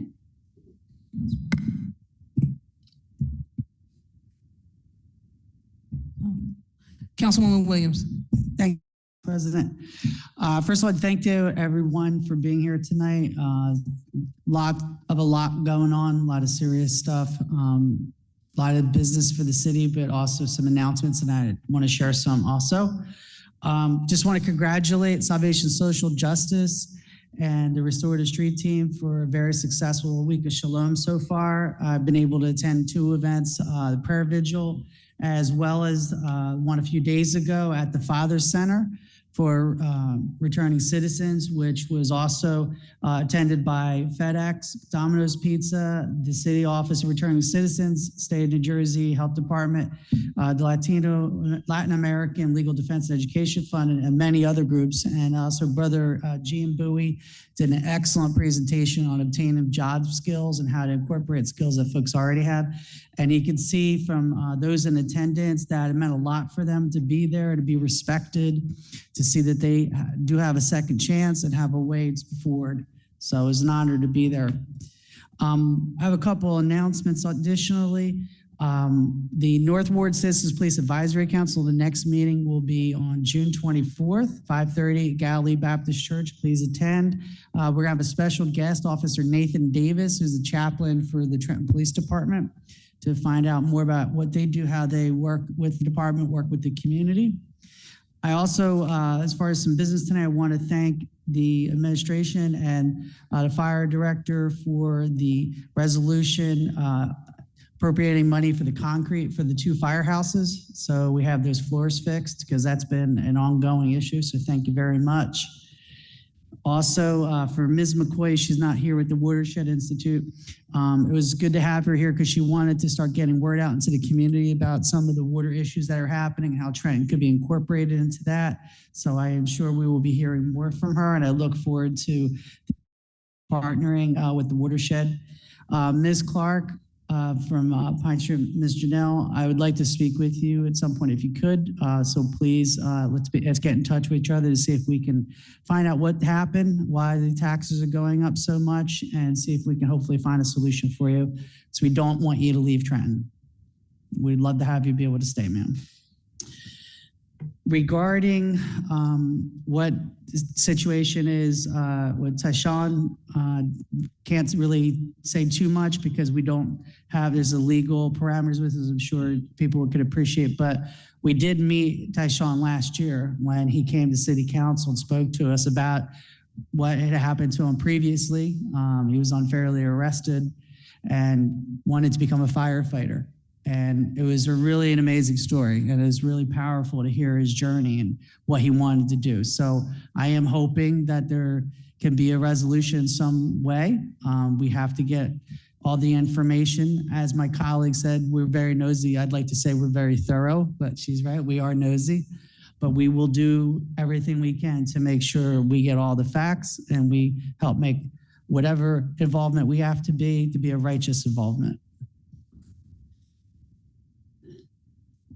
So I just have a couple last things. I just want to echo about the citywide cleanup. It is really important. It is a team effort. There are flyers back there you can get from our very awesome security guard who's here with us, officer. And also he has copies of the summer programs from the Department of Natural Resources. And you'll see all kinds of events that are going on in the city, from basketball to movies under the stars, to the swimming pools, to dancing, painting, summer team programs, concert series, take it to the streets. There's so much going on that's positive in this city. We need to embrace it. But the big thing we need from everyone in this room to people watching and streaming is when we get information like this, please help us spread the word. One of the things I've learned on council in the last 2 years is we're not as connected as a city as one would think in an age where we all have cell phones and computers in our cell phones and cameras in our cell phones. We really need to talk to each other, word of mouth, tell our neighbors. If you get some flyers, please help hand them out to other folks. There's always a mayor of the block. So if you're that mayor of the block, please tell everyone on your block. And if you know the mayor of your block, then make sure they know, because someone's always out front, either watering flowers or walking a dog, and can help us get word. That's important. So God bless everybody. Thank you for being here tonight. And thank you for loving our city so much. Thank you, Councilwoman. Council Vice President Figueroa Kettenberg. Good evening, everybody. I'm going to try to adhere to the 3 minutes or under, as all of you guys were held to. My colleagues pretty much said everything that needed to be said. I'm really excited that so many people were here this evening, although, it's disappointing at times that we have so many concerns for the city. But, we say time and time again, there are so many issues. There's 92,000 people in the city of Trenton, and only a fraction of people who are able to do the work and try to get the things done to get us to a place where we need to be, where we are functioning to a capacity where we deserve, where our quality of life has reached a level where we deserve. And that is something that we are tirelessly working toward to try, us hand in hand with the administration. And, we welcome when the public comes to us with concerns and we're able to kind of, get some things to the front of the line to get rectified, but that's one thing, 2 things, 10 things of 1,000 things that are concerning in the city that we're trying to rectify. And, we keep saying this as a mantra, we can get things fixed and we can have the city come out, but at the same time, it also starts with us, so we need to hold ourselves more and more accountable as we move forward. For those of you who are here, again, there are directors here who can address some of your concerns that you address in front of everybody. So I do encourage those who to introduce yourselves to some of the directors and talk personally one-on-one with some of them to try to get answers to some of your questions as we also work to try to rectify some of these issues. Some issues are more difficult than others to rectify. We all up here on council have been on both sides of the fence. We have been in your seats and now we're on this side. So we know what it's like to have complaints and feel like we are not being, our concerns are not being answered and we are not given proper care and concern. Basically, I just wanted to kind of go back to Councilwoman Gonzalez mentioned that we just a press conference yesterday. We do have cleanups in all 4 of the wards. There are so many eyesores throughout the city. People with their backyards filled with debris and garbage. Neighbors don't need to see that sometimes. Side lots, front of houses, things like that. This is the opportunity to clean out your house, clean out the side of your house, clean out your backyard, help your neighbors possibly, bring all this stuff to the forefront to get picked up, and just, try to maintain that for your homes, for your neighbors, and for our quality of life throughout the city. I'd like to see these illegal marijuana shops be shut down and not be able to operate, as many of you have said. I too agree that 24-042 should not be passed. I do not agree with it. We can't legalize and then criminalize at the same time. It just, in my mind, it just does not make sense. Moving forward, I'm glad that, folks came forward to speak on behalf of Tyshawn Page. I am an investigator in capacity, a professional capacity for 22 years, so I will not formulate any opinion until I know all the facts moving forward. So with that, I want to thank you all for coming out. It's been, I'm glad you all have survived the heat wave. We have a few more days of this, and please take care and have a wonderful night.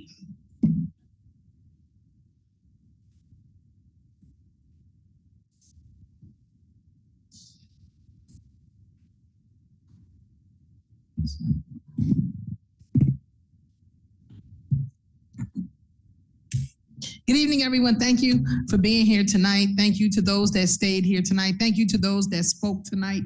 Certainly, we had a very meaty and lengthy docket tonight. We're on our summer schedule, so hence we're doing double duty on tonight. Everybody presented something important. I'm not going to go back over what it is that my colleagues have already said. We will be looking into things. Please don't think that your words have fallen or are falling on deaf ears. They are not. When it comes to the illegal cannabis operations that are happening, trust and believe, I've had meetings with the mayor, legal, with our clerk, with others about what is going to be done and when is it going to happen. So those discussions are being had. And I know that they're working on formulating or finalizing a plan that they're going to be taking care of not only illegal dispensaries, but also illegal businesses that are open in the city, period. It's not fair to anyone that actually goes through the proper protocol and steps that they should be limited or penalized or having to lay people off while other people thrive and get what it is that they're getting out of the situation. So that is being looked into. Shout out to Salvation Social Justice, the Trenton Restorative Street Team. They've had, they brought forth the week of Shalom. Shout out to Pastor Antonio Bellamy and his wife, First Lady Diane. Shout out to Keon Jones and the rest of the team on the tremendous work. They've done prayer vigils, flag raisings, the job fair. They're having a color run at Cadwalder Park this Saturday from 10 a.m. to 1 p.m. And then Sunday, they're doing a citywide peace walk at Mill Hill Park. And everybody, they're convening from different areas throughout the city, and they're going to walk and they're going to meet at Mill Hill Park. I was able to attend several of their events, and they have been spectacular along the way. So we thank you for those tremendous efforts and look forward to what is to come. I do want to say thank you to Business Administrator Cruz. Thank you, sir, for your service to the city of Trenton. I know that this will be your last council meeting with the city. We thank you for hanging in there with us, for your time, for your tenure. We thank you for your service. Know that we appreciate you. You'll be missed when you go, but that you were of value to us here on council, and getting us acclimated and getting us in the groove in what it is that we needed to do to be effective and to be better. So we thank you for your time, your talent, and your service. Thank you, Mr. Cruz.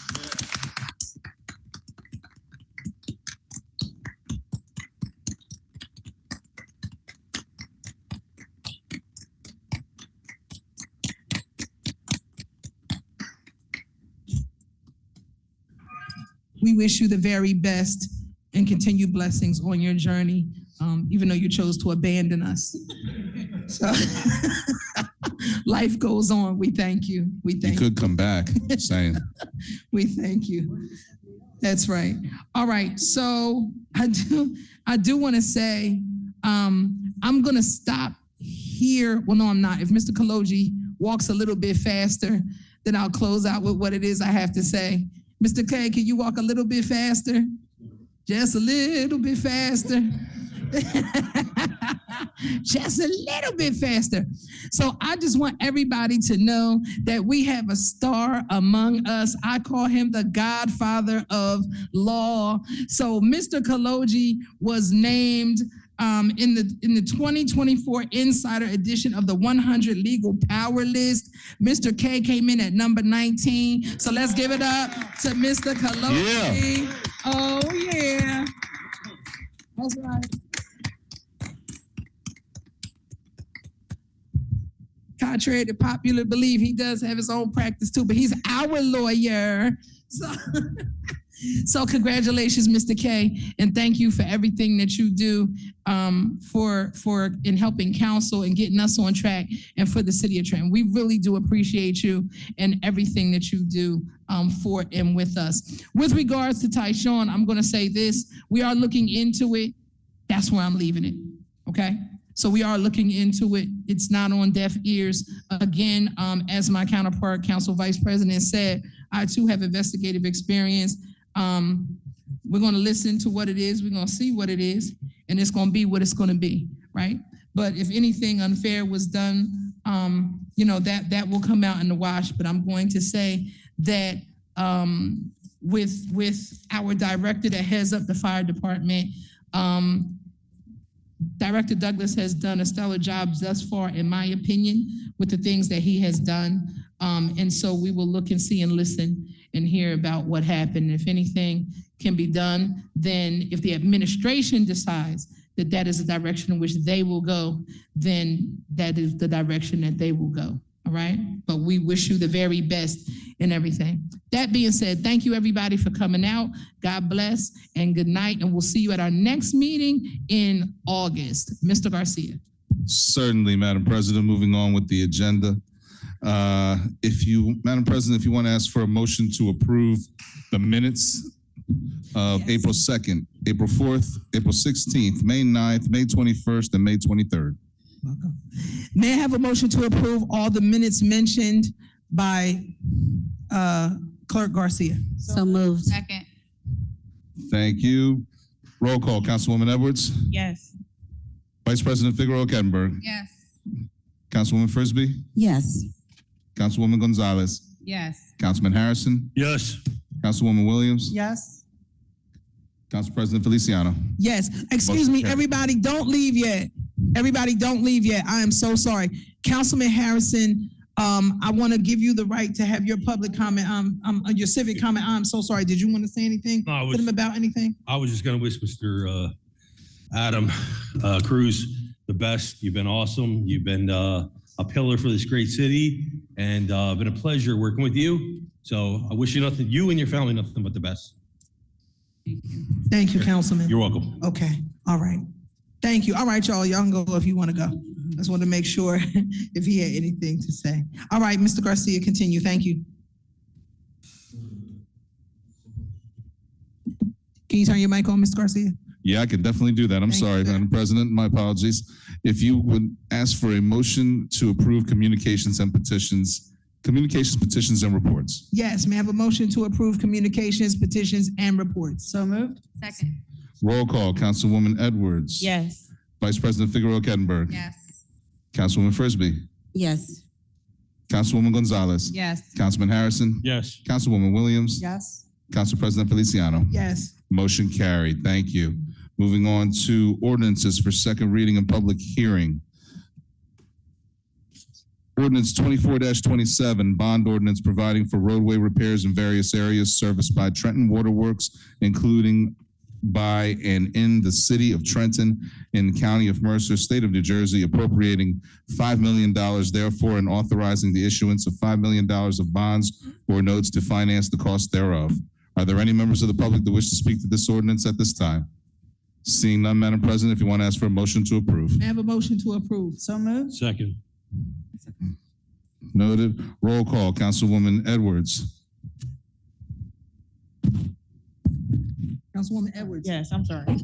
Vice President Figueroa Kettenberg. Yes. Councilwoman Frisbee. Yes. Councilwoman Gonzalez. Yes. Councilman Harrison. Yes. Councilwoman Williams. Yes. Council President Feliciano. Yes. Motion carried. on to resolutions. Madam President, at this time, we did have some items that were listed for consent, which I could recite. However, are there any other items from the council that the council wishes to isolate from a consent agenda at this time? Mr. Garcia, just a quick point of order. In the agenda 24,271, that amount needs to be corrected to 100,000 from the funds allocated to the city of Trenton. Ooh, okay, yes, that's Thank makes a big difference. Thank you. Thank you. Noted. At this time, council, also, I just want to make it known, and it was placed on there after the fact when we were looking at docket review. 24,270, the resolution of the city supporting the revolution, New Jersey.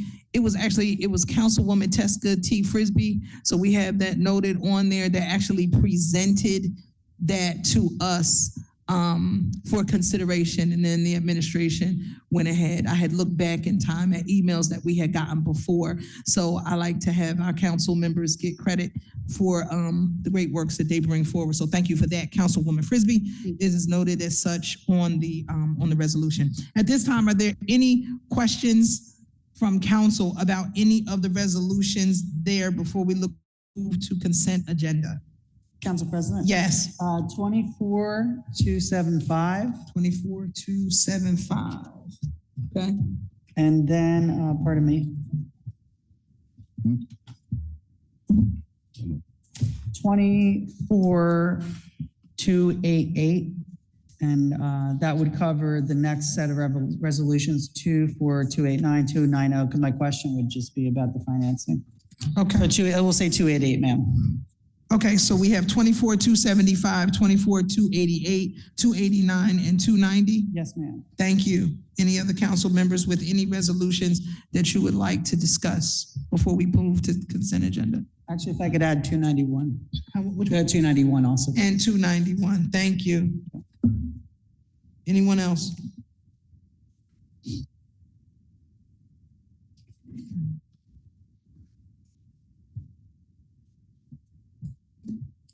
Okay.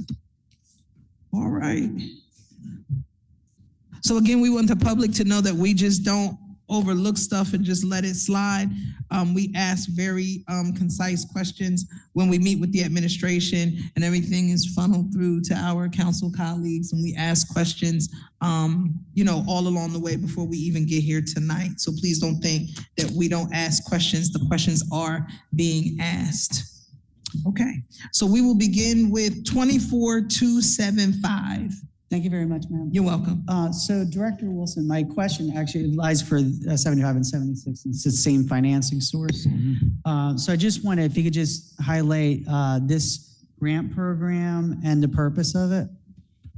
Steve Wilson, Police Director. Sure, Councilwoman.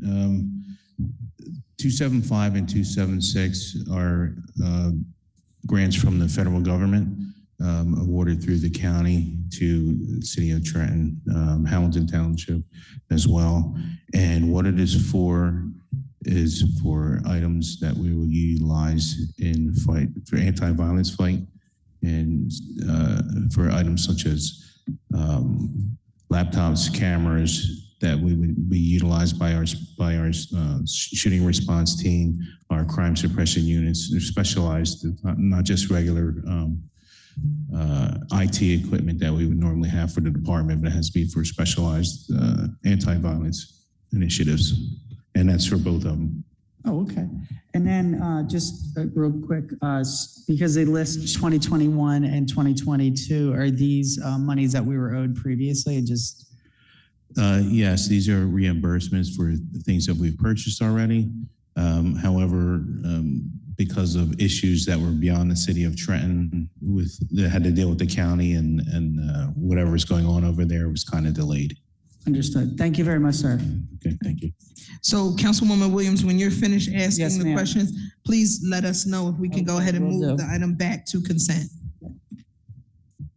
So we can go on consent? Yeah, please, yes, Thank consent. you. Sorry. Thank you. Thought I answered. Thank you. Thank you, Director. No problem. 24,288, 289, 290, and 291.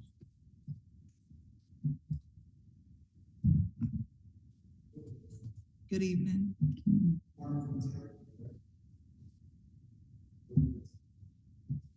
It's not, you can't press it in? Come on. That's a faulty wire. Talk that thing. He was pressing in place. Okay, Councilwoman. Thank you, ma'am. So Director Antieri, my question has to do with, I was actually pleased to see these, but seeing that the revenue source or the financial source is listed as awarded through County of Mercer Cooperative Contract Purchasing System Agreement for 88, 89, 90, and 91. Is that cooperative a contract purchasing system agreement? Is that a new financing source or funding source, or is that something that existed previous to this year and the current county administration? No, this is nothing new. This is the Mercer County Co-op that we go through when it's time to get something like this. So this is something that is always been there. It's Oh, nothing okay. new. Yes. All right, I just wanted to make sure because these are substantial amounts of money that we absolutely need for roof repairs, including this building. Thank you very much. Thank you. They can return the consent, ma'am. Thank you, Councilman Harrison. Yes. Mr. Anatieri, Mr. Executive Anatieri. Director. Regarding the roof, are you planning on working on the atrium on the first floor? Because you know how it's Yes. the leak. Yes, that is Okay. part of the whole building. That is okay. Good. Thank you very much. Thank you. Thank you. And I also want to thank you in the administration. We had talked back and forth about the roof in here. And thank you for setting aside the funds, right, and making this happen so that everyone here is safe and so that we don't have any issues, right? Thank you. Appreciate it. All right. That being said, can I have a motion to approve the following on consent agenda? Resolution 24, well, I'm going to restate the ones that we did and just keep moving straight through. Is that okay? Thank you. 24-243, 24-244, 245, 246, 247, 248, 270, 271, 272, 273, 274, 300, 301, 302, 275, 276, 277, 278, 279, 280, 281, 282, 283, 284, 285, 286, 287, 88, 89, 90, 91, 92, 93, 94, 95, 96, 99. 97, 98. May I have a motion to approve those on consent agenda? So moved. Second. I'm sorry, who was the second? Frisbee. Thank you. Welcome. Roll call, Councilwoman Edwards, Yes. Vice President Figueroa Kettenberg. Yes. Councilwoman Frisbee, Yes. Councilwoman Gonzalez, Yes. Councilman Harrison, Yes. Councilwoman Williams, Yes. Council President Feliciano. Yes. Motion carried. To ordinances for first reading and introduction. Ordinance 24042, ordinance creating chapter 48 of the Code of the City of Trenton entitled Cannabis Consumption.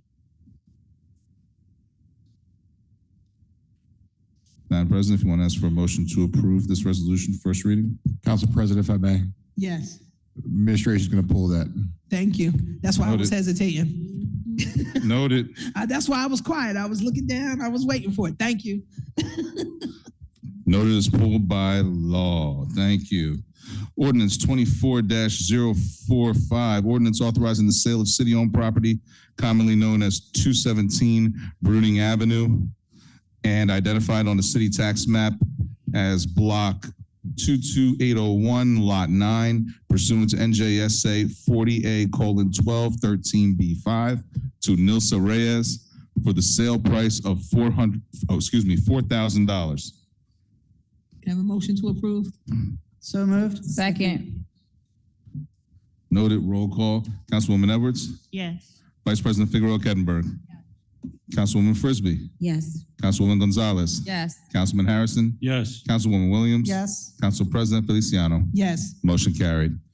Ordinance 24-48, capital ordinance appropriating $10,651,800 from the Capital Improvement Fund to pay for various improvements and acquisitions for and by the city of Trenton in the county of Mercer, state of New Jersey.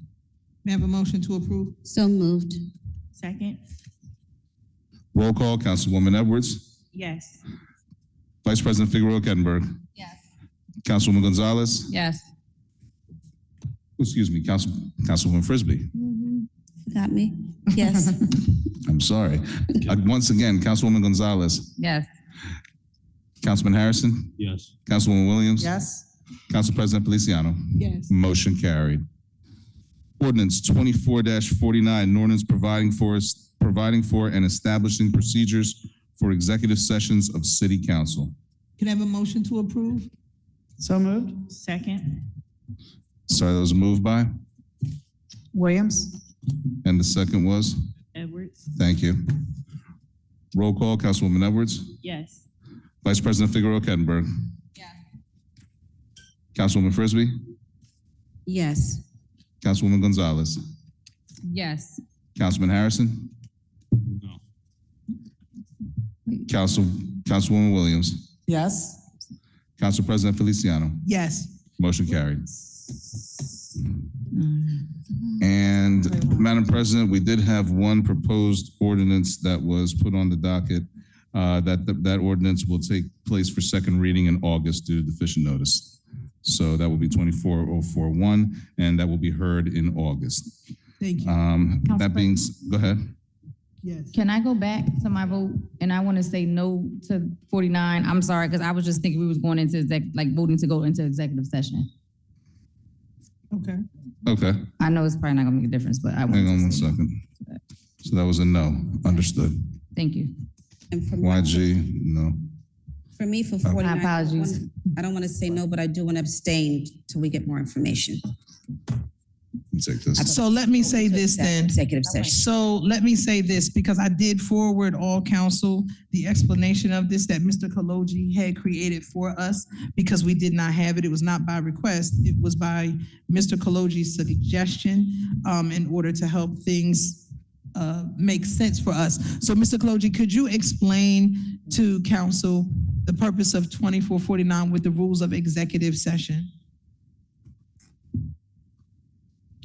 Up until this point, we've never had anything codified in a resolution or an ordinance about executive session. Right. We've had numerous questions over the years, and they were answered by emails, in the way of emails by the attorneys, et cetera. And in reviewing our, as part of our ongoing process to try to get things up to date, we thought it would be prudent to put in writing the procedures for going into executive session, the purpose, et cetera, for the benefit of the council, but certainly for the benefit of the public. And all we did was basically codify and put in writing the procedures that we've been following for the last several years. And the reason, obviously, we want to do that is to make sure that down the road, there's not an issue or a question or a deviation. Now we've got something very specific and clear to look at, and it tells every council person can bring up a matter in executive session as the council president, and as long as it's something that we're able to go into executive session for, they will be able to bring it up there. If it involves a personnel matter, they will contact the clerk and ensure that the individual is sent what's called a Rice notice. It follows an old court case, Rice versus Union County Regional High School Board of Education, which means you have to put somebody on notice that you're going to talk about them and is in executive session so they can exercise the right to have the discussion move to public session. But other than that, I think it's going to go very well, and I think it's something that's going to benefit the entire council as a body. And I would certainly hope they would see fit to go with this ordinance. Thank you. Thank you. And basically, it prohibits anyone from stopping a council person if you wanted to discuss something in executive session. It doesn't stop it. You can talk about it. So this is not anything to take anything from anyone. If anything, it just opens it up to say if someone has an issue that they would like to have discussed in executive session, then you can move that forward for us to go ahead and for us to do that. That being said, can we do the roll call again on the vote? I mean, if y'all want to say no. Madam President, if you want to ask for a motion for reconsideration of that Yes, can I have a motion for reconsideration of that? Thank you. Thank you, Mr. Kaloji, for that explanation as well. And with that being said, motion for reconsideration. I'll defer to Mr. Kaloji. Do I need a motion for the vote? Certainly. Roll call, Councilwoman Edwards. Yes. Vice President Figueroa Kettenberg. Councilwoman Frisbee. Yes. Councilwoman Gonzalez. I still just have reservations because I don't understand why we have to have it in writing if we've already been doing it. And that's where like I was a little confused about. So I'm still going to say no.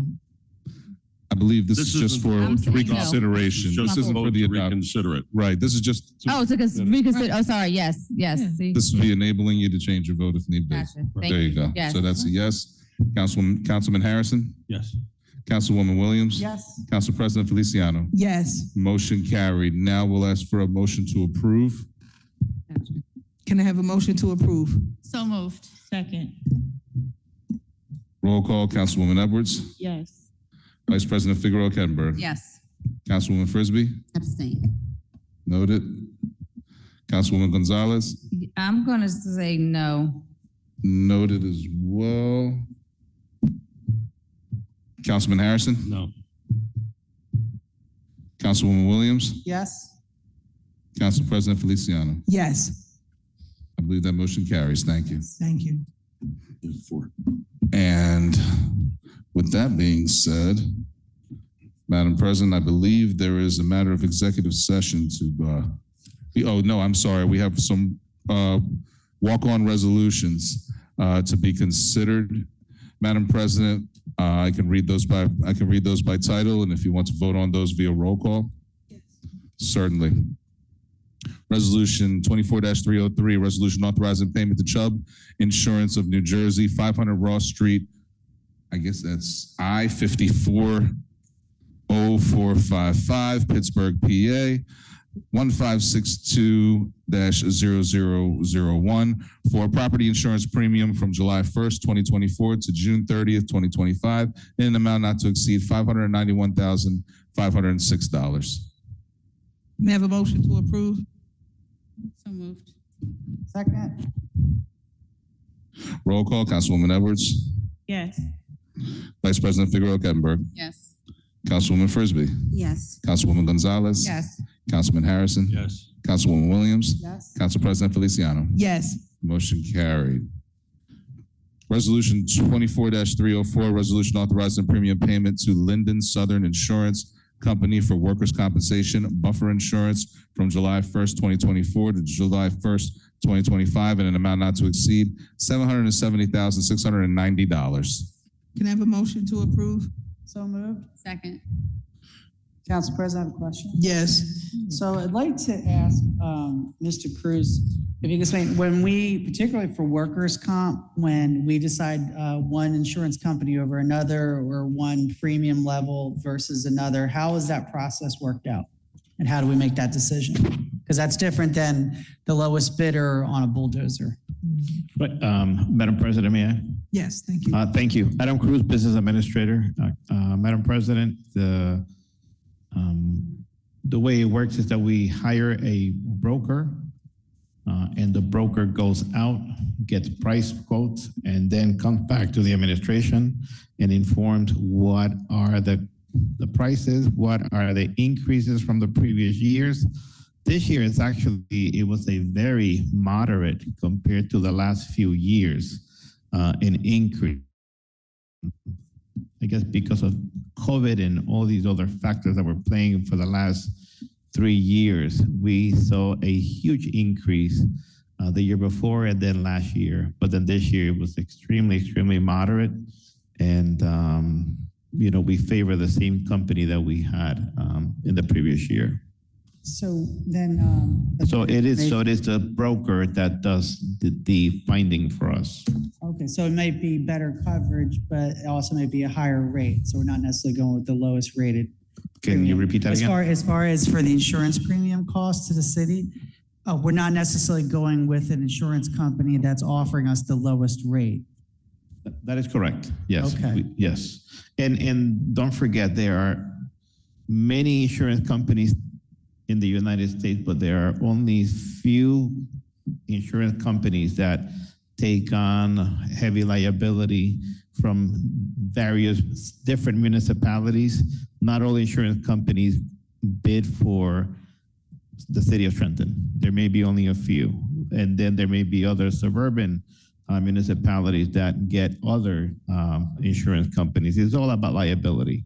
Okay. And if we have much more, say, if we have a very well-known to have a safe working environment across departments, That is theoretically, that would lower our rate, attract more yes. companies. Yes, and so when it comes to the safety for employees and everything, we even have a safety committee meeting, and we meet every month to discuss all of the injuries of that month per department. And so that also is very helpful to identify what are the factors that are actually affecting employees and, injuries. And so they also partake in the meetings in the month as well, every month. Thank you very much, sir. Thank you, ma'am. Thank you. Thank you. Thank you. Mr. Garcia? Roll call, Councilwoman Edwards. Yes. Vice President Figueroa Kettenberg. Yes. Councilwoman Frisbee. Yes. Councilwoman Gonzalez. Yes. Councilman Harrison. Yes. Councilwoman Williams. Yes. Council President Feliciano. Yes. Motion carried. Resolution 24-305, resolution authorizing the application and acceptance of grant funds from New Jersey Department of Community Affairs for anti-violence out of the school fiscal year 2024 legislative grant application number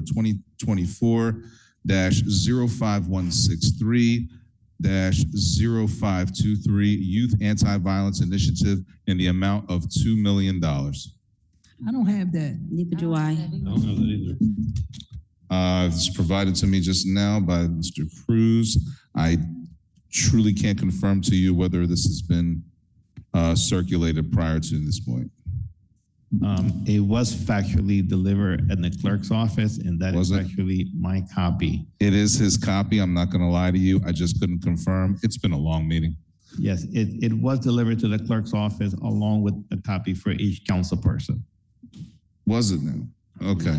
And council Okay, does not so have here's what that we one. need. Listen, so here's the thing, right? Is grant monies coming in to us. So, I mean, I personally don't have a problem with that. However, when we're doing what we're doing and taking in our documents and everything, I just would prefer Madam President, if I- that we just receive it so that we can see it prior, so that we're not caught off the fly with it. Mr. Cruz? Yes, Madam President, Adam Mhm. Cruz, Business Administrator. And this is actually something that we must adopt today. Is Okay. because of the time frame, Mhm. and the resolution has to be adopted today. If it's not, then we lose on the opportunity of getting this money. And can you just tell us, what is this money for? Again, it's $2 million. that will be- Just tell us Yes, the what police this is, director will what this explain is that to going you. to do. That's all. Yes, Thank you. Thank you. Thank you, Steve Wilson, Police Director. Mhm. It's for something that you're all gonna hate. This is for street teams. This is our street teams money. So 1.3 million goes to the police department, 700 goes to the health department. So Okay. This is for next year's street teams. For the street team, for the Trenton Community Street Team. Yes, ma'am. Okay, thank you. Council All right. President? Yes. I just want to verify the funding sources again, who? For the grant? It comes from the DCA. DCA. Department of Community Affairs. All right, Yeah. thank you. Okay, Okay. thank you. Any other questions before he sits down? Yes, Madam Councilwoman President. Frisbee. So you said it's for the Trent Community Street Team. Is that the only street team that this funding is going towards with this? Yes, Pastor Boyer's street team gets his separate funding. And his funding came from AG. the AG's office. Mhm. Yep. Thank you, sir. Thank you. Any other questions? Mr. Garcia. Certainly. And just for the record, Madam President, it looks like we had 2 out of 3 here, but we can't confirm the third. If it was brought down, we do apologize. Once again, we have a motion to approve. May I have a motion to approve? So moved. Second. Noted. Roll call. Councilwoman Edwards. Yes. Vice President Figueroa Kettenberg. Yes. Councilwoman Frisbee. Yes. Councilwoman Gonzalez. Yes. Councilman Harrison. Yes. Councilwoman Williams. Yes. Council President Feliciano. Yes. Motion carried. Now, Madam President, with that being said, I don't believe there are any other items on the agenda. May I have a motion to go docket? into executive session? Correct. So moved. Second, Roll call, Councilwoman Edwards, Yes. Vice President Figueroa Gettenberg. Yes. Councilwoman Frisbee, yes. Councilwoman Gonzalez. Yes. Councilman Harrison, Yes. Councilwoman Williams. Yes. Council President Feliciano, motion carried. I'm sorry, go I ahead. didn't vote. Oops. Yes, Go ahead. and no motion will, and no action is gonna be taken. Thank you. Motion carried. I apologize.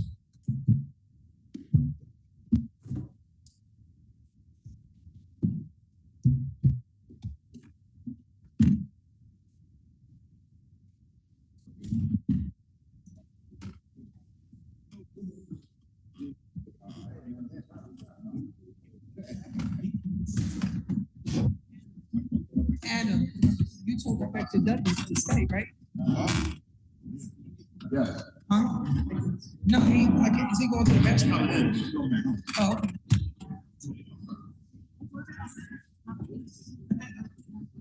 Slide.